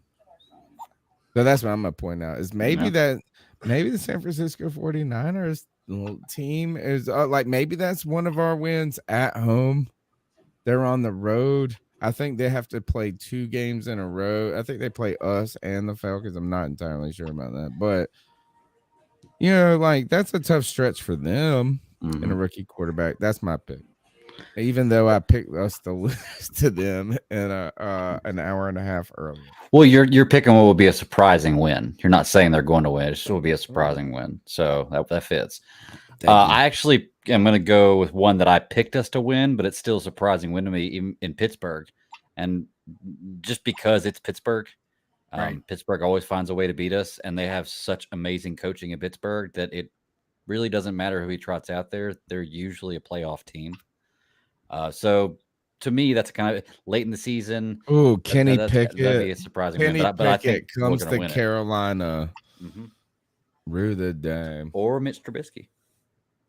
Oh, yeah, actually, you're right. Yeah, Mitch Trubisky. CK, yeah, surprise, and then we'll go on to the next call. The surprise one I could see. I mean, I could see a scenario where the Rams backslide a little bit. So that would be like the super surprising one to come in, you know, and win a game at the Rams home stadium. And I think it's doable. Is it no likely? way. Probably not, but here's the thing about that is where is it? Do you know where Allen Robinson plays at this year? Now you do. You know, I mean, I didn't hear about Allen Robinson going to LA. I missed that news entirely on the whole cycle, and he is good, very good. Yeah, but he's kind of you put fallen off in him the last few Cooper years, right? Kupp together, like, that's just as good as him and Odell. They didn't lose a beat. But they still have Woods too, don't they? The only reason Odell even he came went out? to Tennessee, I think. Woods went to Tennessee. Okay, yeah, you got traded. But they got Allen Robinson, dude. Like, that's the lowest key big sign in all offs. I didn't even hear that one. I would rather have Allen Robinson than Odell. But was he injured last year? Because I haven't heard Allen Robinson. He ain't been injured in quite a while. He's been in Chicago dying. Yeah, that's probably why. Okay. All right. The number's 252-228-5098. Hey, C3, this is Daryl out of Tobacco. I just wanted to call and comment. I know there's some debate going on about whether or not Matt Corral can be QB number 1 heading into the season. And I don't think that's much of a question. I think that, well, for one, it's not going to take much to supplant Sam Darnold as the starter. But I think the ideal situation for him would be to get maybe a third of the season in and then put him in the best possible situation that you can. I think by that point you have the offensive line. They've built some cohesiveness, and everybody else has kind of gotten their feet under them. And then you put Matt Corral in there, and the thing I like about Matt Corral the most is, man, the guy's got grit, and that's something we've not had here since Cam Newton was originally released. And I just remember, I think it maybe was back in 2015 against the Seahawks, and I believe that we were undefeated. I think it was that almost undefeated season, but we were up against the Seahawks, and that was supposed to be the make or break game for the Carolina Panthers. Are they for real? Are they, the worst undefeated team in the league? And I remember going in. They went in to play the Seahawks, and there at the end of the game, Russell Wilson and company, they go down and score, and everybody thought it was over. But the camera panned over to Cam, and he just kind of gave this little head nod, like, okay, we getting ready to show y'all. And they go down with less than a couple minutes left, I think, and he throws that touchdown pass to Greg Olsen to end the game. And it's that kind of grit out of your quarterback that you have to have. And, whether it was Kyle Allen, Sam Darnold, Teddy Bridgewater, Will Greer, none of them have that grit. None of them have that true leadership ability. Moxie. And I think that's really what we was missing. We've been missing at that quarterback position. And Matt Corral seems like he has the attributes, and he's definitely got the grit. So if he can put it together and we can put him in 5 or 6 games into the season, not rush him, but just let the other guys' offensive line get it together and get used to working with one another, I think we could have a franchise QB on our hands here. But I'll have one other call because there's one other comment I wanted to make. Appreciate it. This is Cody Lashney disciple, obviously. He's Just from the back so of the guy. exuberant of little baby Matt Corral. Look, this little coral snake. Maybe that's what we'll call him, the coral snake. Look, I hope he is going to be great. I just, again, the measuring stick of Cam Newton is so hard to be against. Is this little baby boy could barely see over the podium. He was great. He was great. You know what I'm saying? Like he did. I was thinking about this is that he came into his rookie mini camps. He did all this. He was honest. He was charismatic. He was.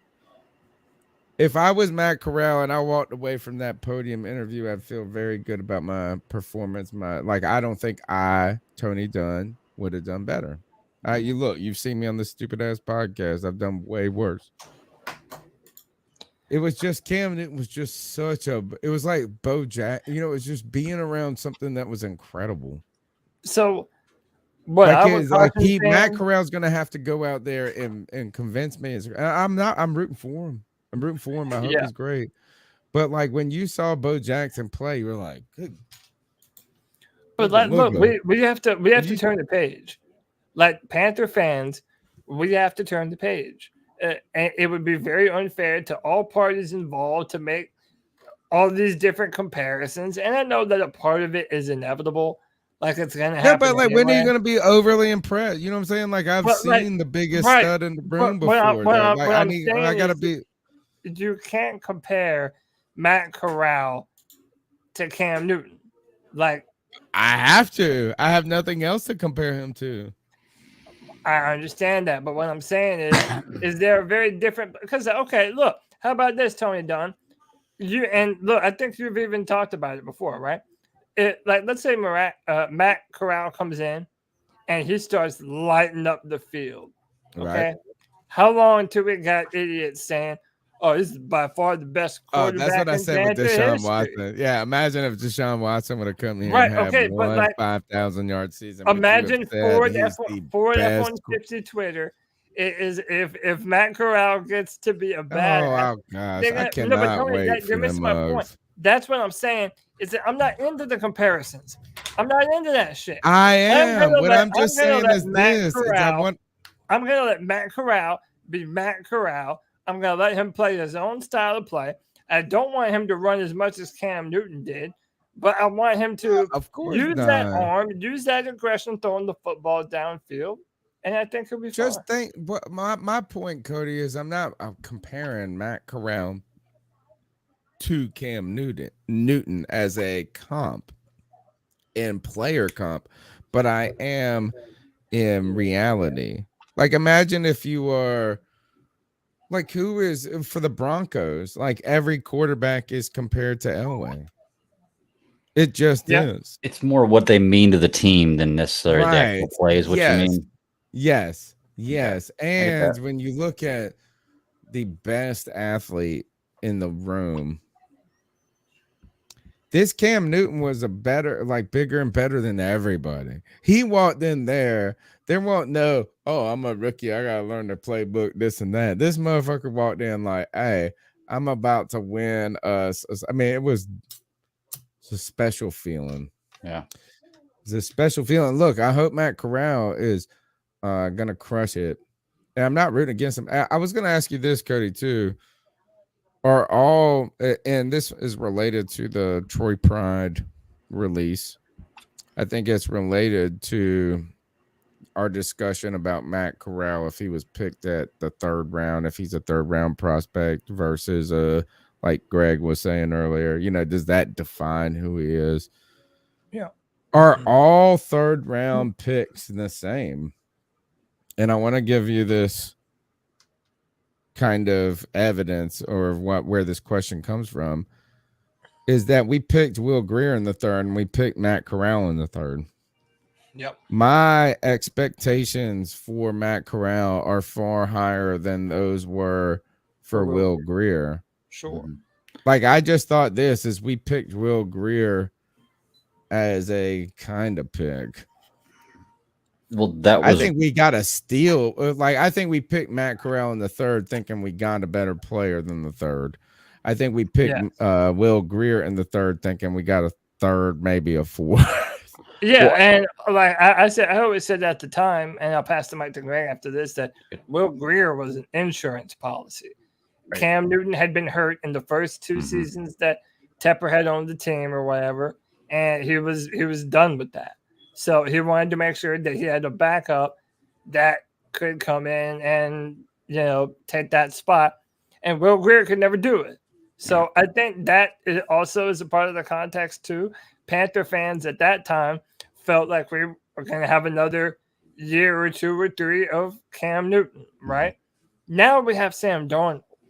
So everyone's begging to see Matt Corral. Everyone is like praying that this dude is good so that way we can see him in action. I don't know, though, as what was your question? Do you get where I'm coming from, though? Is like what we think. We both picked Corral and Grier in the 3rd. But why do you I feel don't differently? think anybody in our organization sees them as the same value pick.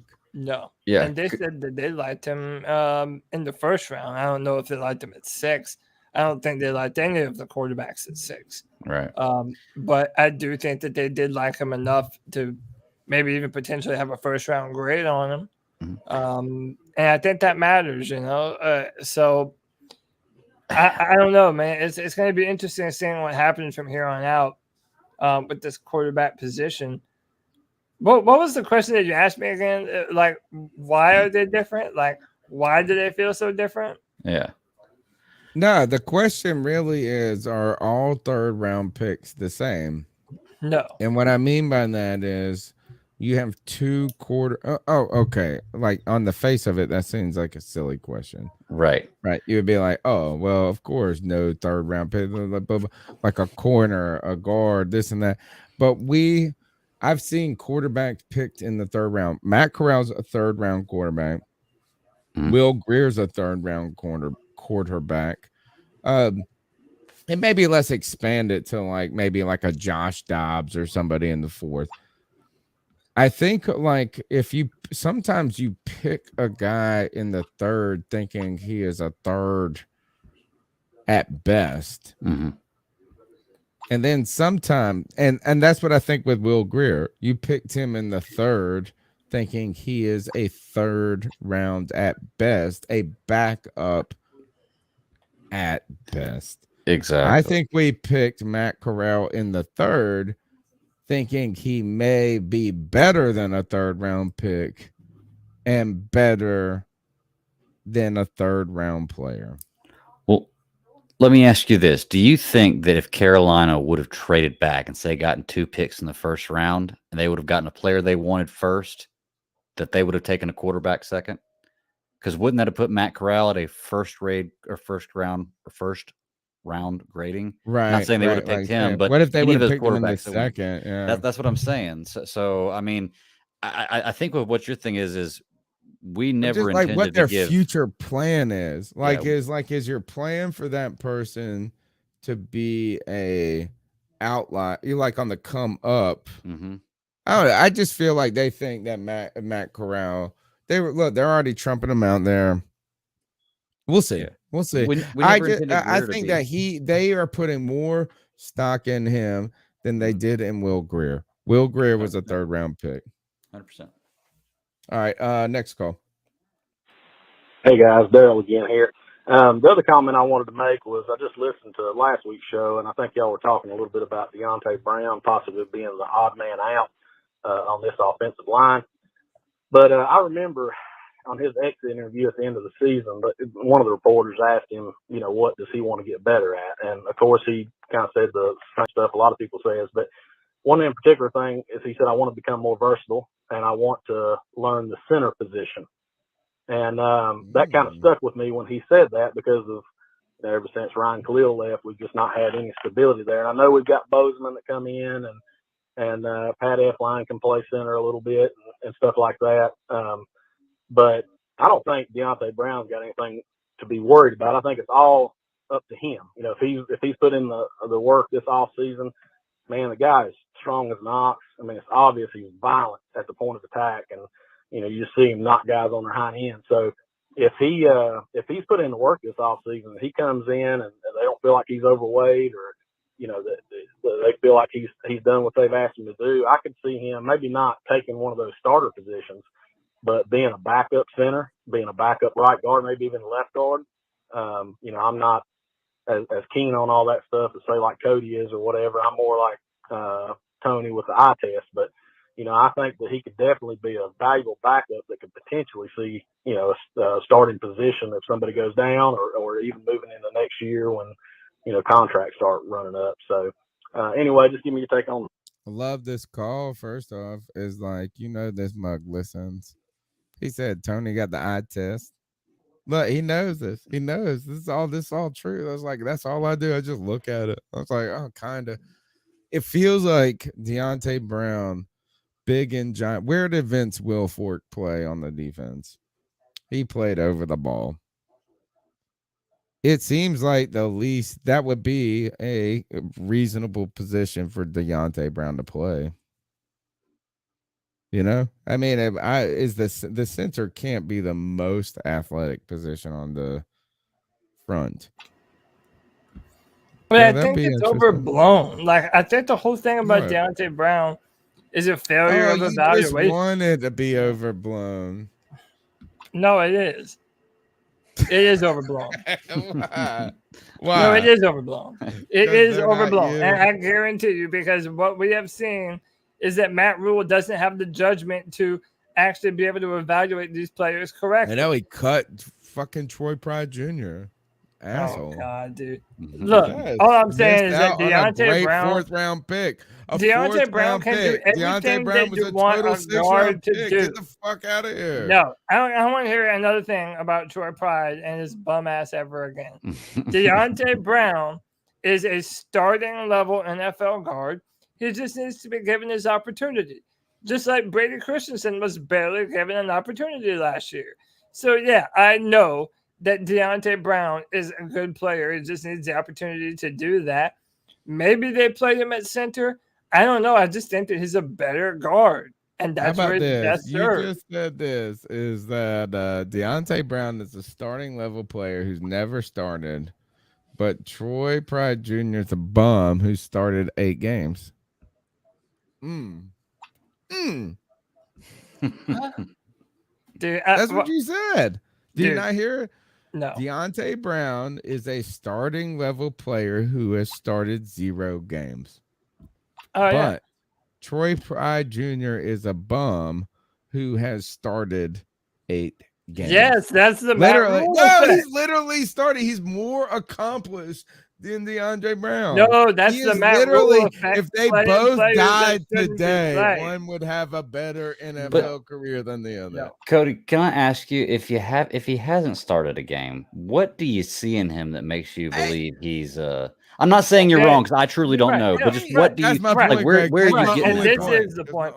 I'm the college film watcher, dude, and I'm telling you, I saw Deonte Brown for 3 seasons at Alabama, including when my Clemson Tigers went up against him. I have watched so much film about Deonte Brown, and I know that other notable Kelvin Benjamin doing college analysts have also done very detailed breakdowns on his college film. And the dude was one of the best offensive linemen for the Alabama Crimson Tide. And how was Kelvin Benjamin in college? Not as good as Deontay Brown. Oh, shut the fuck up. Not as good as Deontay Shut Brown, up. bro. Oh my god. I was just wondering. Like I said, I'm not saying you're wrong because I Look, truly look, don't know. look, But look. Tony thinks, Oh, Tony wow. thinks that he's gonna hit me with a checkmate, and then I just juke his ass and head forth to the other end of the board, dude. All right, You next can't, call. dude. That's I'm some telling you, bull man. crap. That was bull crap. Next Nope. call. Hey, this is Kevin from Charleston, aka the Drunken Panther. Oh. You know, there ain't really much to talk about until training camp, but apparently ESPN has us ranked dead last, which I ain't too mad at because every time we're expected to do absolutely nothing, we do something. And every time we're expected to do something, we don't do shit. You know, my biggest worry right now is who else is going to be that defensive end for us? You know, I want Clowney to come in. I think we got the money and everything else, but we need another defensive end, another linebacker. I think we'd be good for the rest of the year. But those are my thoughts. Signing off, a.k.a. the Drunken Panther, a.k.a. White Chocolate Espresso, a.k.a. Mr. Good Bar, All right, a.k.a. dude. Semicolon the God, Nah. a.k.a. Mr. Big Head, Dude, you get and whatever you finally, wanna be. a.k.a. Tits McGee. Peace. Like I think Kevin, he you get should one do nickname, this bro. instead of we got the growl that makes the roar. We have the Growl voice that makes them howl. First, we have the voice that makes them moist. Our very own Right. okay. Then we have the growl that makes them howl. That's Joey. Joey. And then there's another come up on the way. We need to make the drunken. He needs to just throw up at the end of every call if he's gonna be the Carolina. All right. I'm interested to see what he was saying about they were ESPN had them as dead last. I'm just wondering, like as what, like overall, because that's weird because we apparently had the second best defense. We had like the fourth best draft this year by ESPN, like, and we've done nothing but improve. I'm not saying he's wrong because I didn't see the article, but I just wonder where we would be, like, why would we be ranked last? Because I think a lot of teams, even with us last year, that were worse. At least put us 29th. Yeah. So I just wonder what that mean, if it was like dead last in a category or overall. That's a good question. Who are we better than? This year or last year? No, this going into this year. I think we're better than like Atlanta. What teams are worse than us? I think we're better than Detroit, New Orleans, Atlanta, New York Giants, New York. So you said maybe the Jets. You said Detroit, Atlanta, and the Jets. And well, not the Jets because they had a good draft. Maybe New Orleans. I think we're better than New Orleans. Oh, that's 3. Anybody else got another team? I think that Jags. Did we say the Jags? Yes. No, I didn't say the Jags, but that's another team. Can I have you repeat the question? Who are we better than? Who are, like, if we're not the worst team in the league, who are we better than? Yeah. So Jags. I would say Atlanta Falcons, Detroit Lions, I'll say Jacksonville. I would say Seattle. I say we're better than Seattle. Okay, I'll agree with that. Yeah, better than Seattle. Right. What about maybe I say we're better than the Jets. We're better than the Jets. They had a good draft though, man. Yeah, they did, but I think we're better than the Giants. Yeah. Even though we lost to them, I think we're better than the Giants. Let me see, man. Who else am I missing here? The Texans, maybe? Okay, Texans. How about the Bears? I think we're better than the Bears. Yeah, I mean, I would put the Bears way back up on the list. You know what I'm saying? Yeah. Like, yes. Like, so you see what I'm saying? Like, once you actually start to do the math, like the Panthers. Somebody said the Commanders. Look, JD54 said Washington. Yeah, Commanders. Maybe even the Vikings. Chicago. That's the one. How was Chicago not at the bottom? Tell me that. How are they not the worst team in the league? Yeah, you know, maybe Minnesota. Maybe Minnesota too. Minnesota too. I think we're at level with Minnesota or better than them. Yeah, but that's why, man. Like, receivers. No, I mean, like you can understand why they're not going to be dead last. Right. Why are the Bears? That's a great question, Greg. I think it may have been in a category. It had to have been in a category. Nah, 'Cause I can't think of somebody overall, but- said, I saw somebody tweet that out and they said, thanks, David Newton. I was like, man, well, you're welcome. We love David Newton. Of course, he got you gave us something to talk about tonight. The number is 252-228-5098. Let's go to the next call.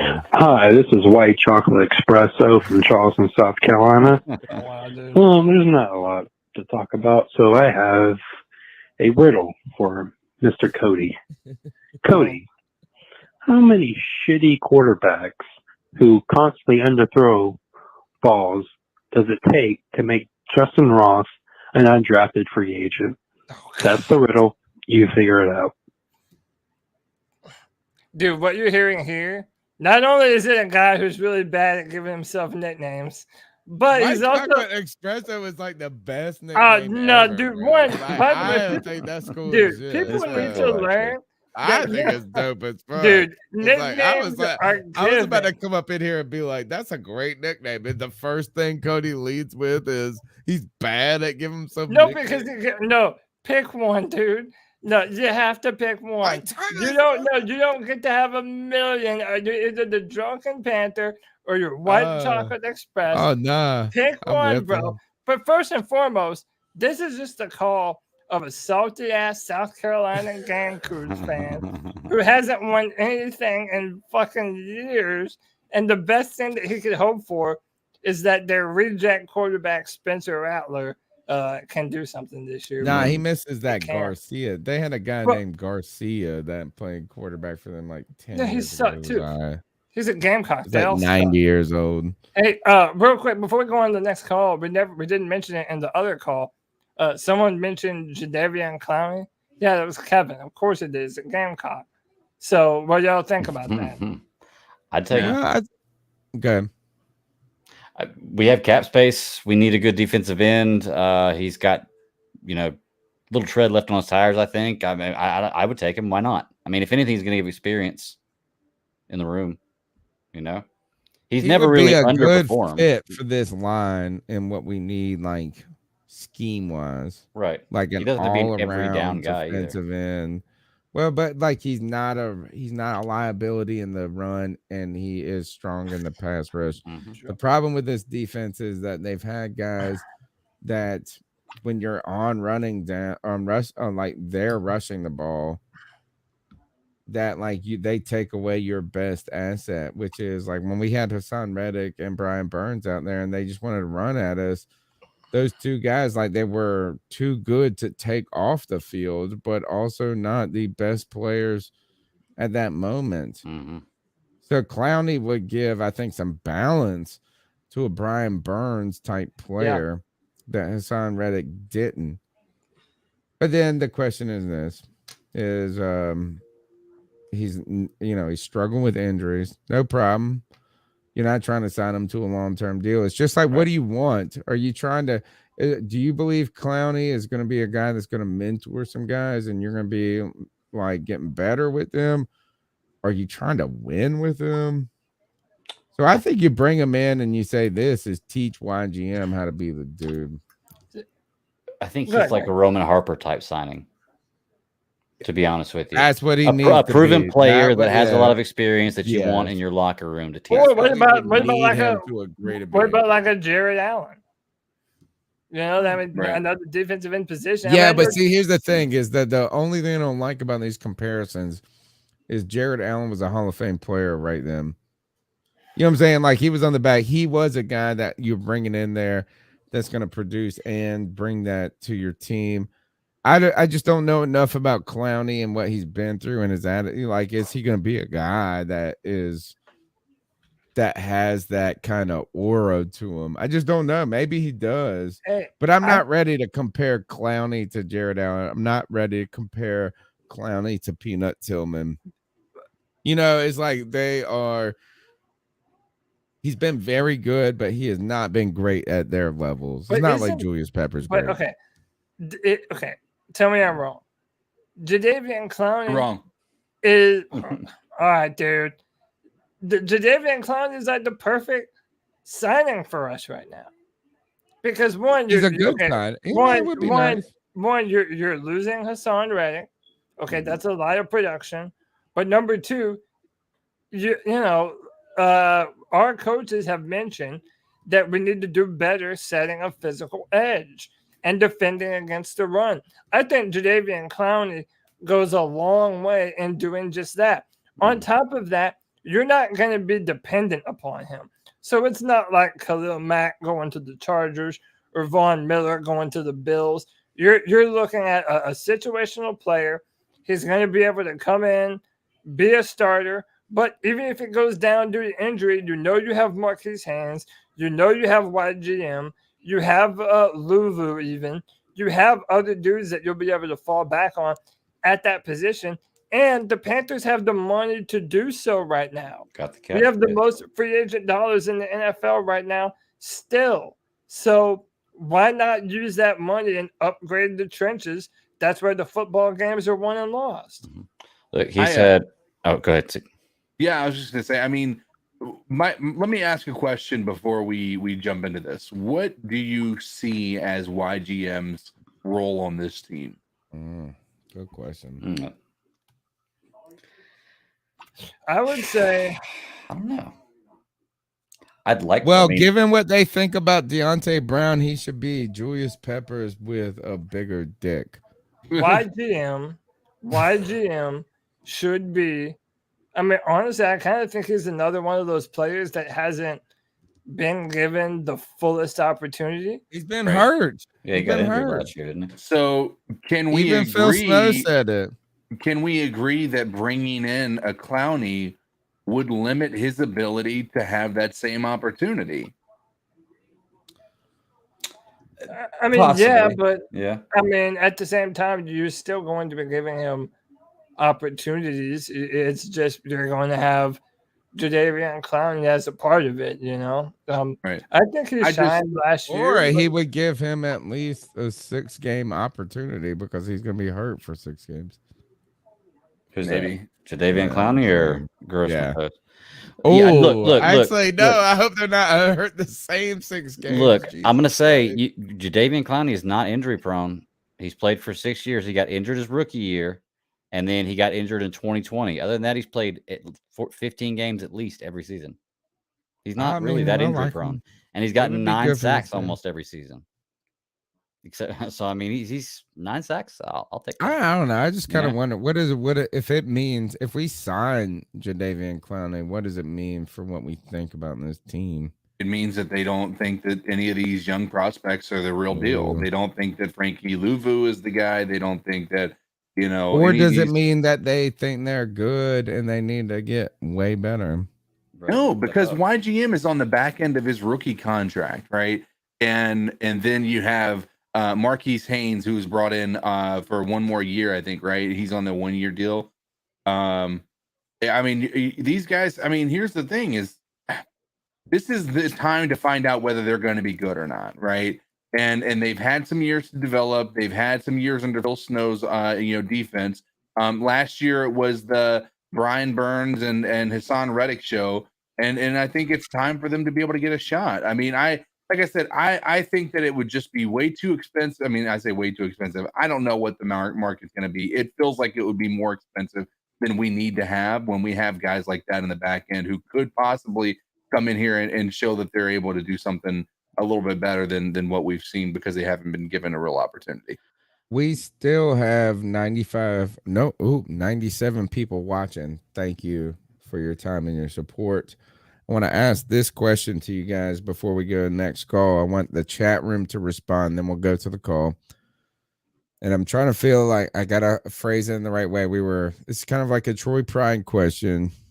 Ooh, your pride question. This is your pride and joy. Who was the pride and joy player that you thought was going to be good that wasn't? And someone who could have been good for a moment. It could be a Kelvin Benjamin. I will tell you this. I've got my player right here, my pride and joy player, Coney Ely. I knew you were going to say that.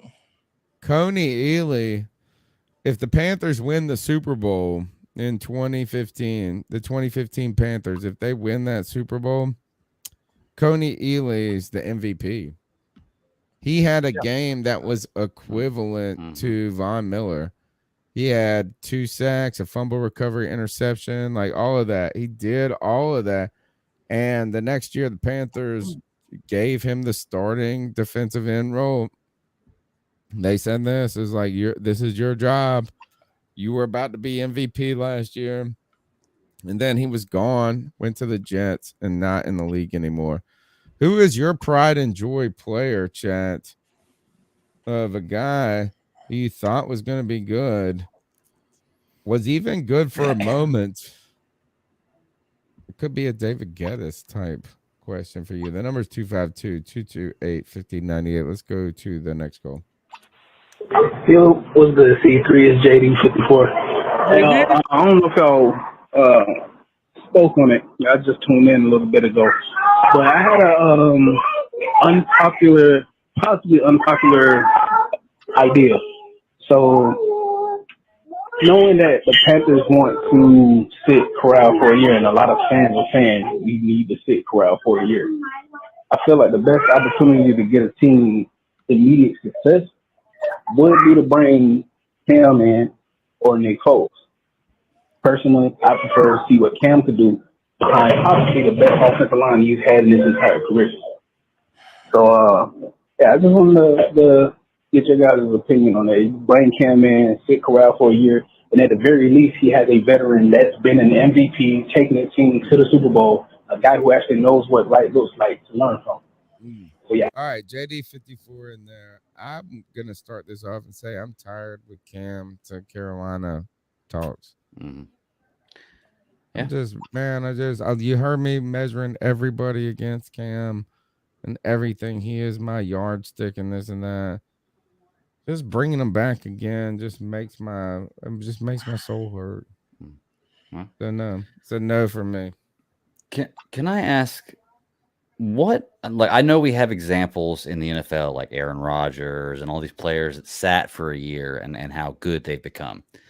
But what does sitting for a year really do for you? You get to watch a game, you get to practice like you normally would. I think that's a great except question, for the second Greg. string players, and then you get to watch a game from great seats. Like, imagine if you went as a brick mason and you just and said just sat and watched for a year. Time. Yeah, like what if Not Aaron like, Rodgers hey, needs you go do it. You know what I'm saying? It's Yeah. a difference between like you go be, hey, go put that brick wall up, and I'm gonna watch you do it. Right. There's a difference between that. But just like, hey, sit over there and watch me lay brick. Like, what if Aaron Rodgers and these players who sat for a year were just good? And if you just started them a year before, they would have been good too. Like, what does sitting down and watching somebody for a year do for you to make you that much more ready or better? Like, you don't. You know what it does, Greg? You know? Is it prevents you the opportunity from becoming broken. I don't even think it's just that. I think you drafted need to play. I think it's clear that there is a learning curve to understand NFL football and the offenses, the way plays are called, the level of competition that you're really going up against.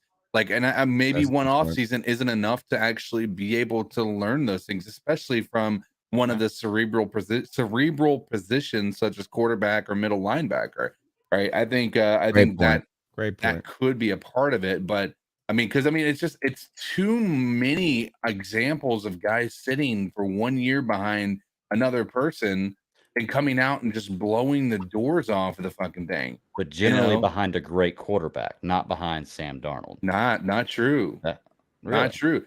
Alex Smith wasn't a great quarterback for Patrick Mahomes, right? You can make an argument that Alex Smith was a pretty good quarterback. He was good, but he was not a great quarterback. Thing, actually, which is the Alex Smith, Patrick Mahomes example, it may encapsulate the whole story. Okay. Because Alex Smith was drafted number 1 or number 2 overall. In front of Aaron Rodgers, the year. Right? Yeah, and that was the year Aaron Rodgers slipped. And that's why people stopped going to the draft. And also, he and Aaron Rodgers becomes the quintessential argument for sitting a guy, right? Because you had Brett Favre and they did this and then Aaron Rodgers became the best quarterback in the world. But Alex Smith, they picked Alex Smith over Aaron Rodgers, started him from day one, and he stunk, bro. He was fucking terrible for his first 4 years. And it was almost to the point where Alex Smith looked like he was completely a bust. And then he had 1 or 2 years with Harbaugh before in San Francisco. Yeah. And then they traded him to Kansas City. He goes with Andy Reid, and it just worked out. So what I'm trying to say is that when this encapsulates the question you're asking, is that you have on one hand a quarterback who, sucked dick. I didn't want to say it. He just sucked for those first 4 years. And then you have another one that's waiting, So, like, you can ruin a quarterback by putting him out there too early, and you can delay a quarterback by not putting him out there quickly enough. I mean, just what if they would have sat? What if the Bengals would have sat? What's his name? Their quarterback. Joe Joe Burrow. ACL tear. Yeah. No, you can't blame him getting an ACL tear on being rookie though. Right, that's not fair. Right, but no, but my point is like there's was a little too convenient. Right. I mean, so I mean that part. I mean, it's like I said. There's this instance, yeah. Like you look at, I mean, let's be real about it. Name a quarterback that has come out and has become a great quarterback after playing his first year as a rookie. Who's the guy from San Fran? What is it? San Francisco or San Diego? What's his name? Oh yeah, Justin the one Herbert? everybody. He wasn't the starter though. Which, by the way, he was a starter like week 5 or 6. He pretty much went over the whole season. Dak Prescott, but he wasn't put like CK's right. He wasn't. The pressure wasn't from. Like the expectation wasn't from day one from him to start. True. There's so much that goes into I almost think that Justin Herbert might be ruining the conversation about expectations for like, first of all, he's had 2 good seasons, and neither of them have truly translated into team success though. Well, he has the most passing touchdowns of any two-year quarterback in NFL history. So in his first 2 years, he's thrown more touchdowns than anybody. Yeah, that's pretty cool. And he set the. I just feel like people have sank. Yeah. But, all right. No, you're right though. I mean, Justin Herbert. Justin Herbert is he's the outlier. Yeah. Is he breaking most guys? I mean, there's a reason why so many people were wrong on him on Twitter and online, and then just to have their nose rubbed in it. Yeah, I mean, couldn't Josh Allen be another example in a different way? Yeah, because he wasn't because of a guy who did not meet. So here, for someone like you, Cody, who evaluates these prospects, we could say all these reasons why, and then you can point to Josh Allen being a guy who is an example of that, like the opposite of what they said. But like, isn't that could Josh Allen be also an outlier? Yeah, he very well could be. And because again, he couldn't be an outlier because he did not start out that way. Like you're talking about, what I'm meaning is like if you look at Josh Allen, it took him 3 years to get to that level. Question. That's my fault. If you're talking about Josh Allen, it took Josh Allen until his 3rd year before he really turned it on. And by the way, they also had really bad receivers. There's a clip. No, I'm sorry. I was pivoting the question. What I was trying to say is, that if he could be more farther along. Don't worry about the Josh Allen talk. I don't care about it. Yeah, I saw a tweet today where someone said, "Is he the most physically gifted quarterback we've ever seen?" And he's good. Like, oh my god! But it seems, y'all forget Cam Newton. All right, let's go to the next call. Did we hear this one? This me, C-Dog. No. I'm not going to be long tonight. I'm trying to be long, but real quick on the whole Devonta Adams thing. I can't believe we drafted Kelvin Benjamin, who wasn't even a top 10 receiver in his draft class. You know, Davante Adams like number 8. I want to say Allen Robinson was like 7 or whatever. You know, that was just, you know, just imagine, like Cody said earlier, I was listening to the show while I got off work on the way home driving. And, like, imagine the Super Bowls, we had Davante fucking Adams and goddamn Ted Ginn. Like, man, and fucking Greg Olsen. Like, what the fuck, man? But, shit. Then Cody talking about goddamn Matt Corral better than Bryce Young. He might need to pump his brakes on that shit. You know, I don't know all about that. But we got to see. You know, they need to go ahead and let Matt Corral goddamn start, man, and goddamn cut Sam Donald be done with his ass. Bring Cam back. That's just my personal opinion. What else? That's about it, man. Shout out to G, baby. You know what I'm saying? I didn't see him in the goddamn live chat tonight. But y'all boys keep doing a goddamn great job. It's a great show. You know, and anytime you come in here, man, make sure you got them wipe your feet off on the motherfucking light button. The motherfucking shit is motherfucking free, man. These dudes got them consistent. They do a show every Tuesday and every goddamn free for all Friday. You know. But y'all fellas keep up the great work. Like, subscribe. This shit is free, man. It's fucking free. Thank you, C-Dog. C-Dog understands exactly what's about. Consistency. We've been doing this show for 12 years now on Tuesday nights, every Tuesday night, 9 p.m. Originally, actually, I just lied to y'all, folks. For the first 3 years, we did it on Tuesday nights at 10 p.m. Because Mel Mayock lived in Vegas, and that was his 9 p.m. And we had to make everything work. But now, 9 p.m. Eastern Standard Time, we've done it since 2012, entire time. And look, here, I'll show you the consistency with that call. The first time Tony Dunn freaked out in a live C3 draft party was when we drafted Kelvin Benjamin. I just put an R on it. Kelvin Benjamin. That was the first draft party we did. That was the first one, 2014. I remember this guy, his name was Big Q, was on the show. He used to do a show. He probably still on the internet doing shit. But he made fun of me. He's like, Tony, you being too hard on this. You too emotional. T Money might have even been back around then. We're gonna call T Money and see if he remembers that mess. Somebody reach out to him on Twitter. Y'all know T Money. But he was like, Tony, you're always so emotional, all this. And I was like, Kelvin Benjamin, why? And you know what? Turns out I was a damn genius. Y'all were the fools. Well, can I say to the caller, to be fair, like anybody who's like upset about this Devonta Adams thing, I get it. But if we'd have had Devonta Adams in 2015, I don't think he had even as good of a year as Jericho Cotchery did in 2015. Remember, we just looked at his stats. But like he would have been better than Kelvin Benjamin, who was hurt. But who's to say that? Right. Like who's how much? I mean, Kelvin Benjamin had a better rookie year than Julio Jones did. We could have gotten a lot. Right. That's a good point. So then you got to keep in mind too, guys. I mean, and I don't want to take away from Davante Adams' success, but he's the best receiver in the league, bro. Right, but you also, you know, when you develop with a quarterback as intelligent as Aaron Rodgers, I think that goes a long way to developing the type of wide receiver that he became.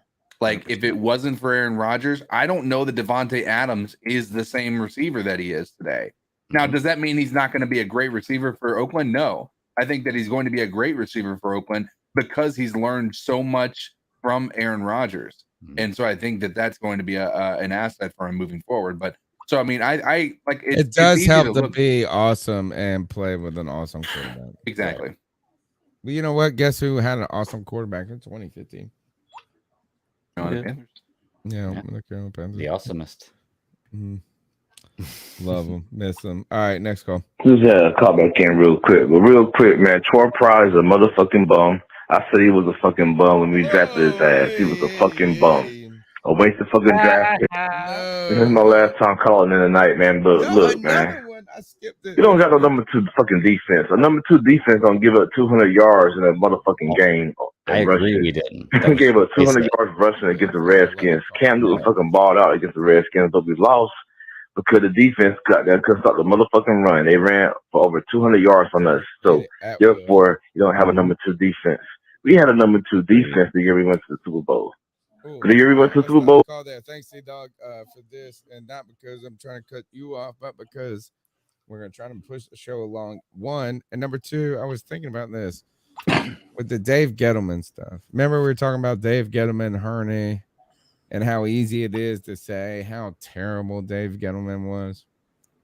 Like you can say he was just shitty, ruined all this, but 2013, 14, 15, the Panthers defense was top 5 every year. You know, like, I mean, like you got to give a look. I mean, we could say, all right, I think we can give some other credit. We can give it to Ron Rivera.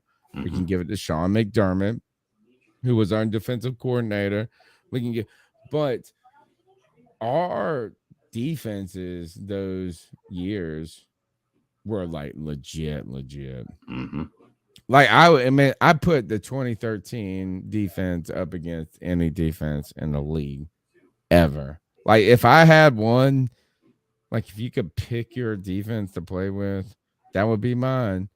That was Greg Hardy, Charles Johnson, KK, Starr, just blowing it up. Then you had TD, then you had Luke Kuechly.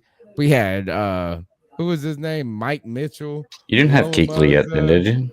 When did we get Kuechly? 2013. Okay. 2013, we were on pace. We had 60 something. It was either 60 sacks or something like that. Luke, that was the year he got on Player of pace the Year to be as well. an 85 defense, like the 85 Bears. Yeah. So yeah, in Defense. 2012 he was Rookie of the Year, and then in 2013 he was the Defensive Player of the Year. So yeah, That was it. That 2013 year was the year we beat New England on Monday Night Football. Where Kuechly stopped the last pass. And they picked the flag up and all. That defense was the best. I saw a top 5 defense that year. I didn't see a top 5 defense last year. No. To support what T-Dog saying. right. I think we all kind of addressed It was fraudulent. that too. It was. Didn't I say that all year? Fraudulent. Number 2. Right. Yeah. I mean, it was 100% fraudulent. Like, I mean, it's was hard to not argue a bad defense. Like, you know what I'm saying? I'm not trying to say it's a bad defense. It was though. I would like say if you look it at was those a games, top it did not 10 pass the eye test. defense. It was a top 10 defense kissing a top 5, but it did not feel like those years we had a top defense where like it was like this. It was like, I don't give a fuck. We can score. Those years, 2013, 2014, 2015, you could have scored 12 points ago. Like we scored 12 points on offense and we still think we got a chance to win. Right. I almost felt like I said that if we score over 15, we win. Like it's a race to 20. How many times as a Panthers fan did you say it was a race to 20? Yeah. I mean, how many a race to yeah. 20? Whoever gets to 21st wins, bitch. That's what we used to say with those teams. It was, yeah. I mean, even like the Seattle, like, you know, when we had the like this the rivalry with Seattle that wasn't really a rivalry. Like every game that we came down to was like we scored some of the lowest scoring games in the history of the NFL with those. The Buffalo Bills game, that was the year that that 2013 season as well. That was the year that he was on the hot seat, that Ron Rivera was on the hot seat. I think we lost like 9-10 or something like that. Race to 20. I was a little disappointed with the chat room's participation in my player who could be great conversation. So someone say Greg Hardy. Thought that was all right. The chat room is having their own conversation most of the time. Talking about and not that they didn't participate. I'm trying to think about this. I think Kerry Colbert could be on that list. You know, like these, there's a couple of people that we got to go back. You got to go deep into the well sometimes. Dwayne Jarrett. Yeah, a lot of I expected him to be a good wide receiver. I thought David Geddes, man, was gonna do it, man. That guy was awesome if he had a hamstring. But Joe Adams, whenever his rookie year, like they pumped his rookie with year the punt like return card. the punt return from Arkansas. Dude, Yeah, I have them. like 17 Joe Adams rookie autographs. Like they put so many Joe Adams rookie autographs in that year's rookie cards. Swole Bones. We had this one. God, what was that tight end we had? His name was Swole Bones. Swole Bones. I have a signed Cam Wow from him, and he was just so jacked. Like he was like, "Oh, he's gonna be the next fucking," and he didn't do shit. Yeah. I would also say Josh Norman for that pick. I was always a fan of his, and he struggled in 2000. But he actually did shit. He had one. Yeah, good I know, season but with like the us. way it may not be a good answer. Then but like, the rest of, well, he had that one big year in 2015. He started to show up in 2014, but if y'all remember, I think it was in like 2013 or 12. Norman got benched. Yeah, and they put his that Buffalo game. Yeah, and he was not looking good. And at that time, people were kind of hopeful about what Josh Norman could be, but we kind of thought he was too hot-headed and they just wouldn't play his assignments correctly. And that's kind of what I felt like at the time. But then he turned it on, and then the way that it ended in Carolina and his NFL career just as total. He hasn't really done much since leaving the Panthers. Funches is in there. Matt Khalil in there. I expected Matt Khalil to be the answer. I was like, Tony, I'm surprised that you haven't said either Demir Bird or Cameron Artis-Payne. Oh man, those boys, they exceed every expectation you ever lived in, bro. Oh, you go there like what's with you and falling in love with these average ass players, man? Troy Price. No. How about this? Demir Bird, more accomplished. Who's your favorite player? Gardner Minshew. Minshew. DeAndre Brown. Pick your player. DeAndre Brown. I want you to pick these boys. Whoever you love. Demir Bird, more accomplished. How about this? Demir Bird is more accomplished than Terrace Marshall Jr. by a million miles. Yeah, but only by longevity. I mean, he's been in the league for not by longevity. Years. One game. Like you look at his rookie stats. Look at just rookie stats. Just rookie stats. Dude, I'm just saying. Pull up. You're talking about this. A number 2 round pick. A number 2 pick versus an undrafted. Pull up, my man. Demir Bird will make little Terrace Marshall. He will chirp his balls on Terrace Marshall Jr.'s face. Listen, a stiff breeze could tear Bird's collarbone in half. Okay, no, you're lying, dude. He was fragile. You're gonna win this one for sure. It was made of stain. I know. I'm gonna fuck. That's what y'all don't give little baby Bird no respect. So Bird in his rookie year. You know what? Actually, Tony, you're not going to win this one. Bird in his rookie year had 1 reception for 16 yards. Terrence Marshall his rookie year had 138 yards receiving. Oh, what about Shy Smith? What about Shy Smith? Undrafted free agent. He was an who undrafted had a better free first agent. You're trying season? to tell me. What about So Shy they Smith? really. Shy Smith. Damn it, this surprise not showing me stats. I feel like you're misrepresenting Demir Bird. He did. I mean, I'm just saying. You just he actually. Shy Smith had 100, had 11 targets, 6 receptions, 140 yards. Oh, better than Demir Bird, baby. Yeah, unfortunately, they did. Demir Bird only had 1 catch in his rookie season. Look how mad Tony is. Now his second season, he only had 3. His second season was even worse than his second and third season. Look at these touchdowns. Look at his second season. He had 10 catches for 105 yards, worse than both of them. His third season, he had 1 catch for 8 yards. So his first 3, Demir Bird, his first 3 seasons were worse than Shy Smith. He had 10 catches for 105 yards and 2 touchdowns in 2017. That was all he had. That's it. 10 all right. So yeah. First of all, he started 3 games. How many games did Terrace Marshall Jr. start? Let's None. see. Yeah, you're probably right. Yo, you're gonna stop being such a hater to all my current Panthers. I want to tell you dude. this. One other They're thing Panthers is now. one kick return touchdown. I feel like we got to wipe 2016 off the slate. 2016 don't count. No, I feel like we got to wipe. I think we got to wipe gotta Terrace go. Marshall Jr.'s first season under Sam Darnold with a horrible offensive I line. second that motion. And Off of what? Why is it not showing game start? Like, what did Demir Bird have? Who was his quarterback, Tony? Ooh. Touche.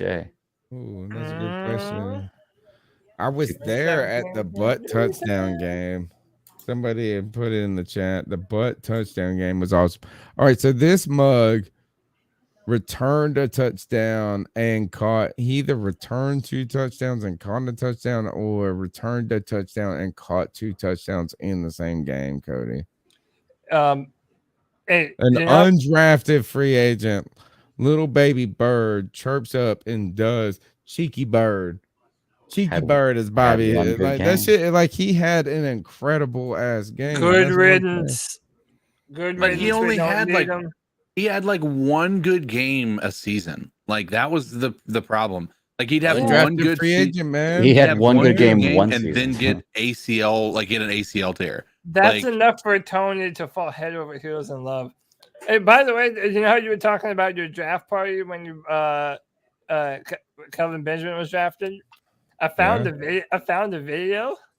So I was just like, I was trying to find your reaction. Look at Jay Cryer. I was trying to find your. Can we hear it? Yeah. Yeah, 25. I was trying to 8 on most people's mock drafts. So, what do you think they'll do? Do you think they'll take him just because he's the best player there? So I guess I hadn't made the pick yet. Wow. Yeah. Find us where we made the pick. In there. And by the way, I already saw a part where you, at this point, you're already 12 beers in. Is that what I said? Yeah. It was a late pick. And my question is what? Look, Joe. There's Joe. is, Look, when we go, every Kelvin 3 years. Benjamin. It's crazy. But I don't know where. I don't know when it Keep happened. going. Keep going. It's towards the end. Keep going. Hold on. You'll see me. Keep going. It's towards the end. What? You said this is the first one? This isn't it, is it? No, Big this Q's is not in this one. This isn't the right one. Yes, it is. This is 7 years ago.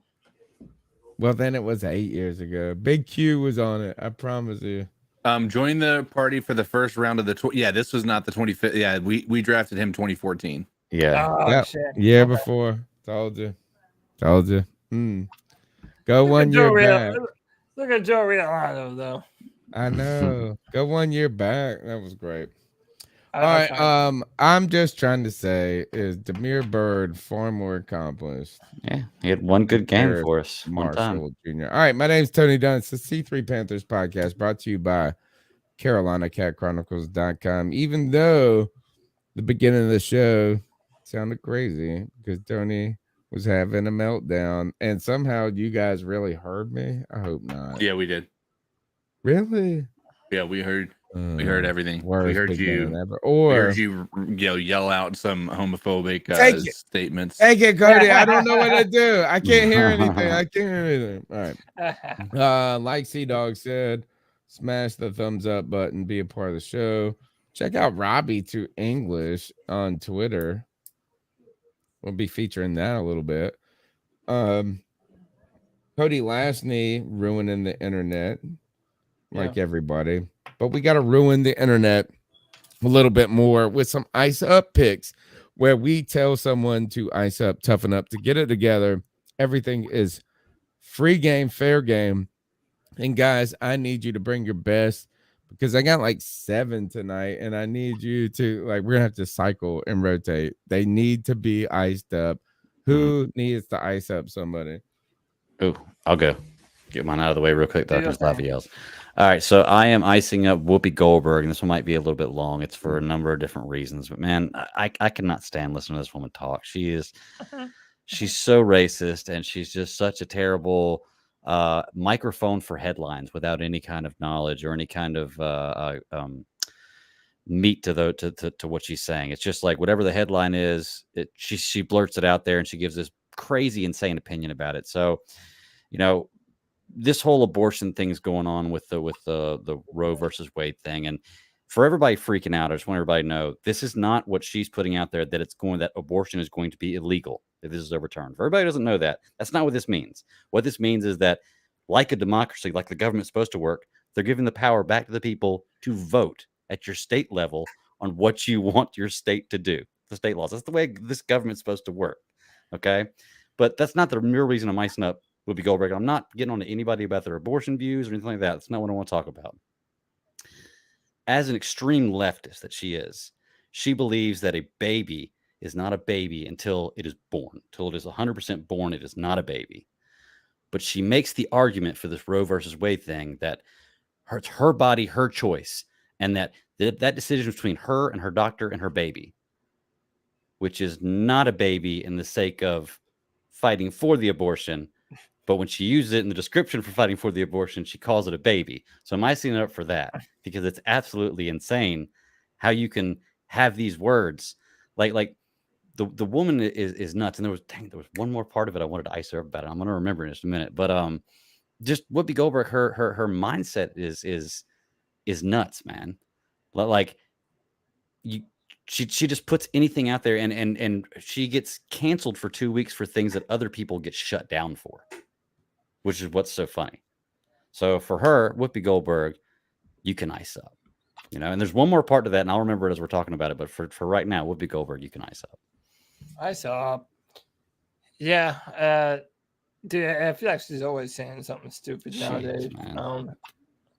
But so I'm going to play a video. Sorry. Oh, dang, I got overrid. Got it. What? Go ahead. I was trying to talk and I was on mute and I was just talking to myself. Go ahead. So normally there's this company, I guess, called Project Veritas. And they're kind of known as like a right-wing type of thing. But basically they share these videos where they get very powerful people to say things and they film them. Well, this was it was a Twitter employee who is being interviewed about Elon Musk. It's a short video. It's just a tad over 2 minutes. But listen to not only what he says about Elon Musk, but listen to what he says they've been doing at Twitter for years. Mm-hmm. Don't make profit, so it's going to say ideology, which is what's led us to not being profitable. The rest of us who have been here believe in something that's good for the planet and not just to give people free speech. Yeah, not just to give people free speech or anything. Yeah. Because again, like, these people really do believe in what we're doing. These are the policies we put in place for misinformation or mislabeling media or whatever. Yeah. Why do you think this should be taken down? Yeah. Like, those are the questions they're going to ask him. Yeah. Yeah. It's going to be hard for him to be like, oh, because people should make their own decision. It's like, no, but people don't know how to make a rational decision if you don't put out correct things that are supposed to be out in the public. You're stupid. You don't know how to make a rational decision. Yeah, and it goes on to say that, like, who determines what is correct? Like, what is correct, legit information? Oh, but it's up to their team of people to determine. What I do every day and why I go out is like, we want it to be as fair and transparent and accurate as possible. Yeah, show the algorithms. There's a level of censorship to make it correct.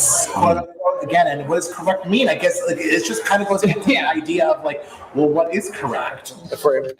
So again, he's talking about, we at Twitter, we're supposed to be pushing this narrative to help everybody understand what isn't correct, even if that means censoring some things here and there. And he even admits it. Like, who is to say what is or isn't correct? But dude, listen to the shit that he says about Elon Musk. influencing all these rules that there's, and Elon wants to dismantle them, then technically our ideology has led us to not making money because we're not making money. And Elon wants to turn it the other way so that we can make money. There's a statement they need all 7,000 people to say. And so they can't tell us the real truth. He has Asperger's. Yeah. Listen to this.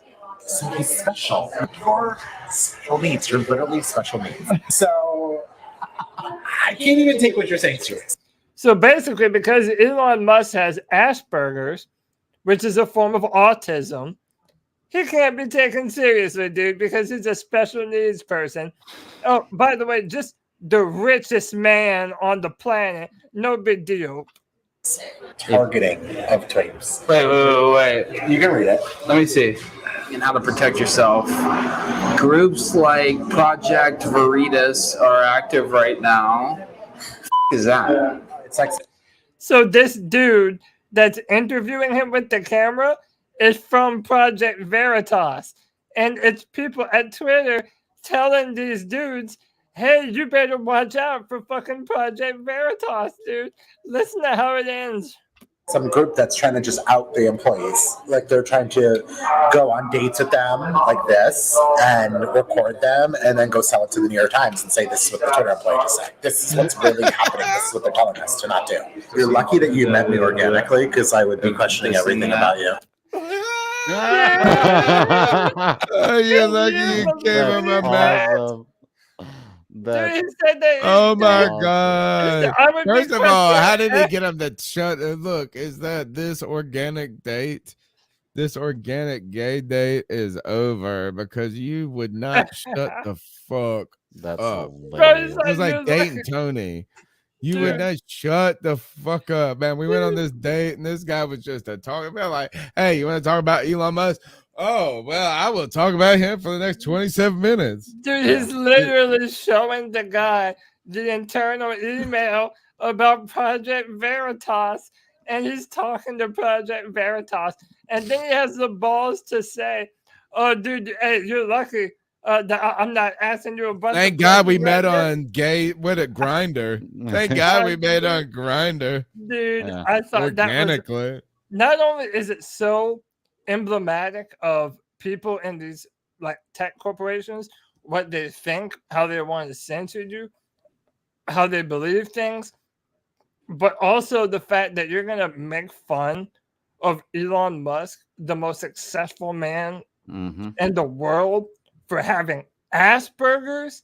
Hey, douchebag, what have you ever fucking accomplished in your lifetime?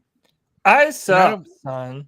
I don't want to delve into it too much, but I am a center politics person. Like I'm like, it depends on what issue it is, right? If I'm liberal or conservative, right? I mean, like, so I'm just not down a fair. I don't know how to explain it, but I tend to like intellectualism. I used to not like the idea that being liberal meant or being conservative was an anti-intellectual position, which that was the case, right? For a minute, it was like if you're conservative, you're anti-intellectual. Yeah. You don't like data. You don't like information. You don't like, you just It's flipped the other way. right. That's what I'm all right. So I'm driving down the road the other day. And it was, and driving down of course you're driving down the fucking road. What else are you doing on the road? But I'm listening to NPR, which I've always loved. You know what I'm saying? I've listened to NPR for my whole life. I was and it was a commercial on it. It wasn't even like a NPR, but it was like the base, like later today. It was a plug for one of their shows later on. It was like later today about baseless, was said this baseless conspiracy theories, baseless conspiracy theorists, and they said somebody's name. I was like, God damn, imagine that. You know, it's like it was so loaded. Yeah. So loaded. It was not like, oh man, calling a conspiracy theory was not enough, but baseless, because I was like, oh my God, it just felt it was like, oh my God, if you don't fucking get the vaccine, you hate the world.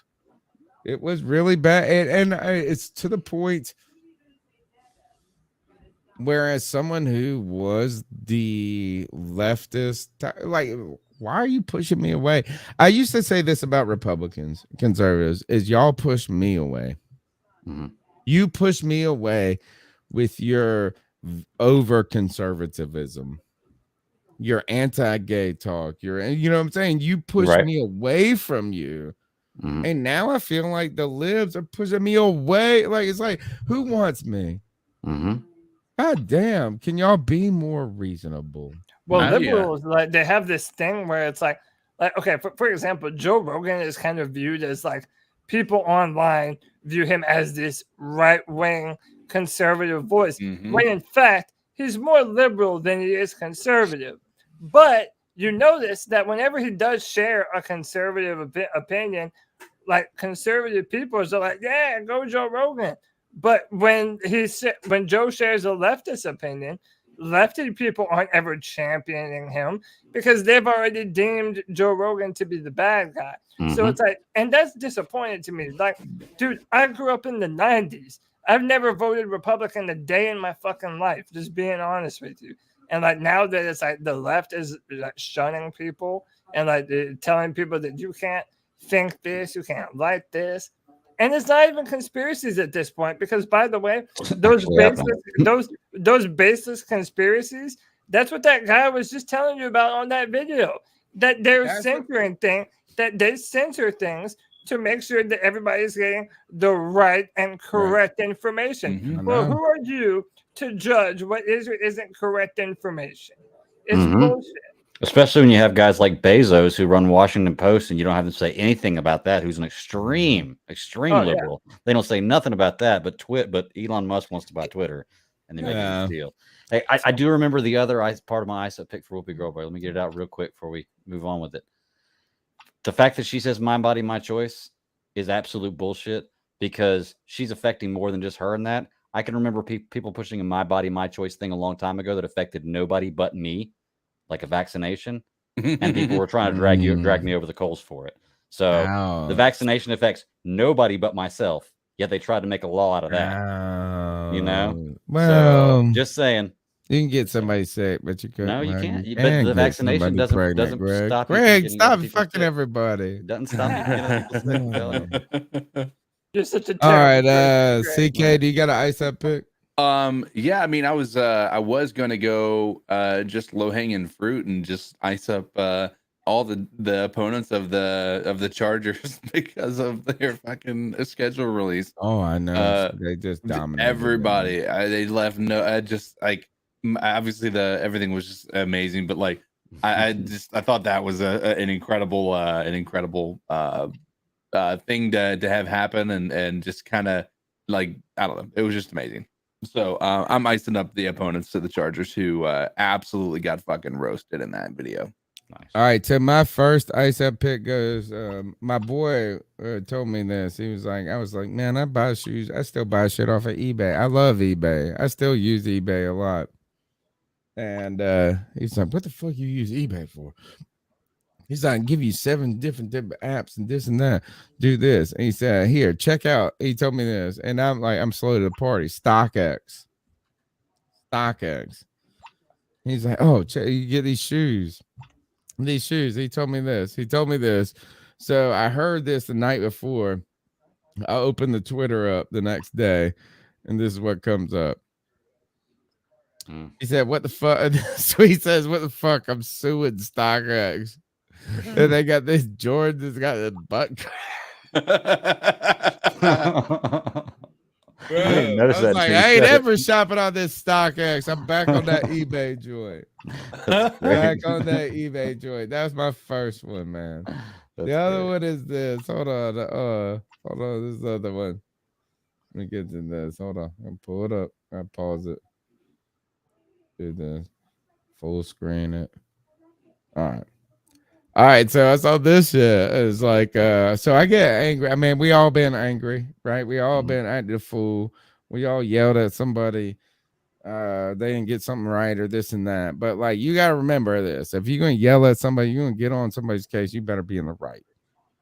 You better be in the right, A, and B, you better have your own shit under control. This girl, what do you mean media cannot be played? Hold on. Refreshing. This girl gets out of the car. Can you see this? No. And leaves it in park and drive. And leaves it in drive. And then her car, look at this. Her car goes, and then she goes and chases it down. Look, boom. It's about to go across a 6-lane highway.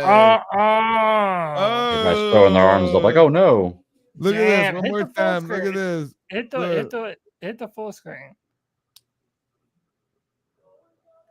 Oh, so she was getting out to talk shit. It does something. Yeah, like it does something when I put it in doesn't full let you do full screen. screen. But yeah, she's upset. And she's like, oh shit. What was she mad about? Who knows? Something. But she was mad at this restaurant, like a Wendy's or something. She left her car. She forgot to put it in park. And that shit went wow, bro. And then the last one, I thought that was funny. I got millions, man. I got a bunch. I could ice up everybody in my life. Well, right let's now. save some for. No, here's the last one. This one's a little short one. Here's our little bot. Oh no, this isn't it. Damn it. There was a Biden one that I had, and it was like he was giving a speech, and he was like, "And we all know someone at during the pandemic that had to go to school, and they had to go sit in the McDonald's." And he said, I can't, man, they forgot why they had to go sit. And he was trying to say to get their free Wi-Fi. You know what I'm saying? Like, he was trying to say, oh, like, we need more Wi-Fi for everybody. He was just like, I don't remember. All right, that's my ice up picks. Those are my ice up picks. Put your car in park, bitch. Yeah. Put your car in park. Dude, All right, that's the C3. I saw someone on Twitter said Joe Biden isn't the president. The president is whoever writes the words on the teleprompter. That's funny. Man, you gotta giggle a little bit about it. Oh man. All right, my name's Tony Dunn. It's the C3 Panthers podcast brought to you by CarolinaCatChronicles.com. You can find us every Tuesday night, 9 p.m. YouTube's, the intranets, Facebook, and you can iTunes, TuneIn, Stitcher, wherever you get your podcast at. Write a review. Give us a thumbs up. Call into the show at 252-228-5098. See my handle at cat_chronicles. Cody, last name. Tell them how to get after you. Yeah, you see it on screen at Cody Lack, CODYLAC. You can find me talking a whole bunch of shit, making people really mad all the time on Twitter. It's kind of what I'm good at. And hey man, every Friday, you can join the Friday free for all. You can come on, be a part of the show, join the conversation, and be a part of the C3 podcast, man. Every Friday at 7 p.m. Here's for Kevin. Hey, this is Kevin from Charleston, a.k.a. White Chocolate Espresso. I want to talk to Cody real fast. Cody, you say I can't have multiple names. Motherfucker. What? What? You can't. Why are you so ODB. special? Old dirty bastard. Dirk McGirt. Big baby Jesus. The man has so many nicknames I can't even remember them all. You know? So yes, I can't have many names as I can. And you know what? Well, I'm the drunk panther right now. I just threw up some shit. It's orange and purple. It was so Fucking damn it. Yeah, for it. All right, Greg, how can they find you, brother? You can find me at the Bat Daddy 52 on Twitter, or check me out live Fridays at 9 p.m. Eastern Standard Time on YouTube at the Super Civil Servants Podcast. TK? You can find me on the social medias, the Twitters, the Facebooks, the Instagrams, Codizzle Allen. I stream. Thinking about creating an OnlyFans. Who knows? Yeah, come check us out. You know what? You better be having some whips, some ties, and some shame up in that OnlyFans, baby. Voice only. Yeah, it's just Can't gonna be be a a voice voice Yeah. shame him. it's gonna be a life and a day in the life, and it's just gonna be about waking, working, and wanking. I'm just gonna call. I'm just all gonna right, pay take for us you to out of here, shame me for Cody. things. Just pay for you to shame me. Until next time, Panther Nation, keep pounding.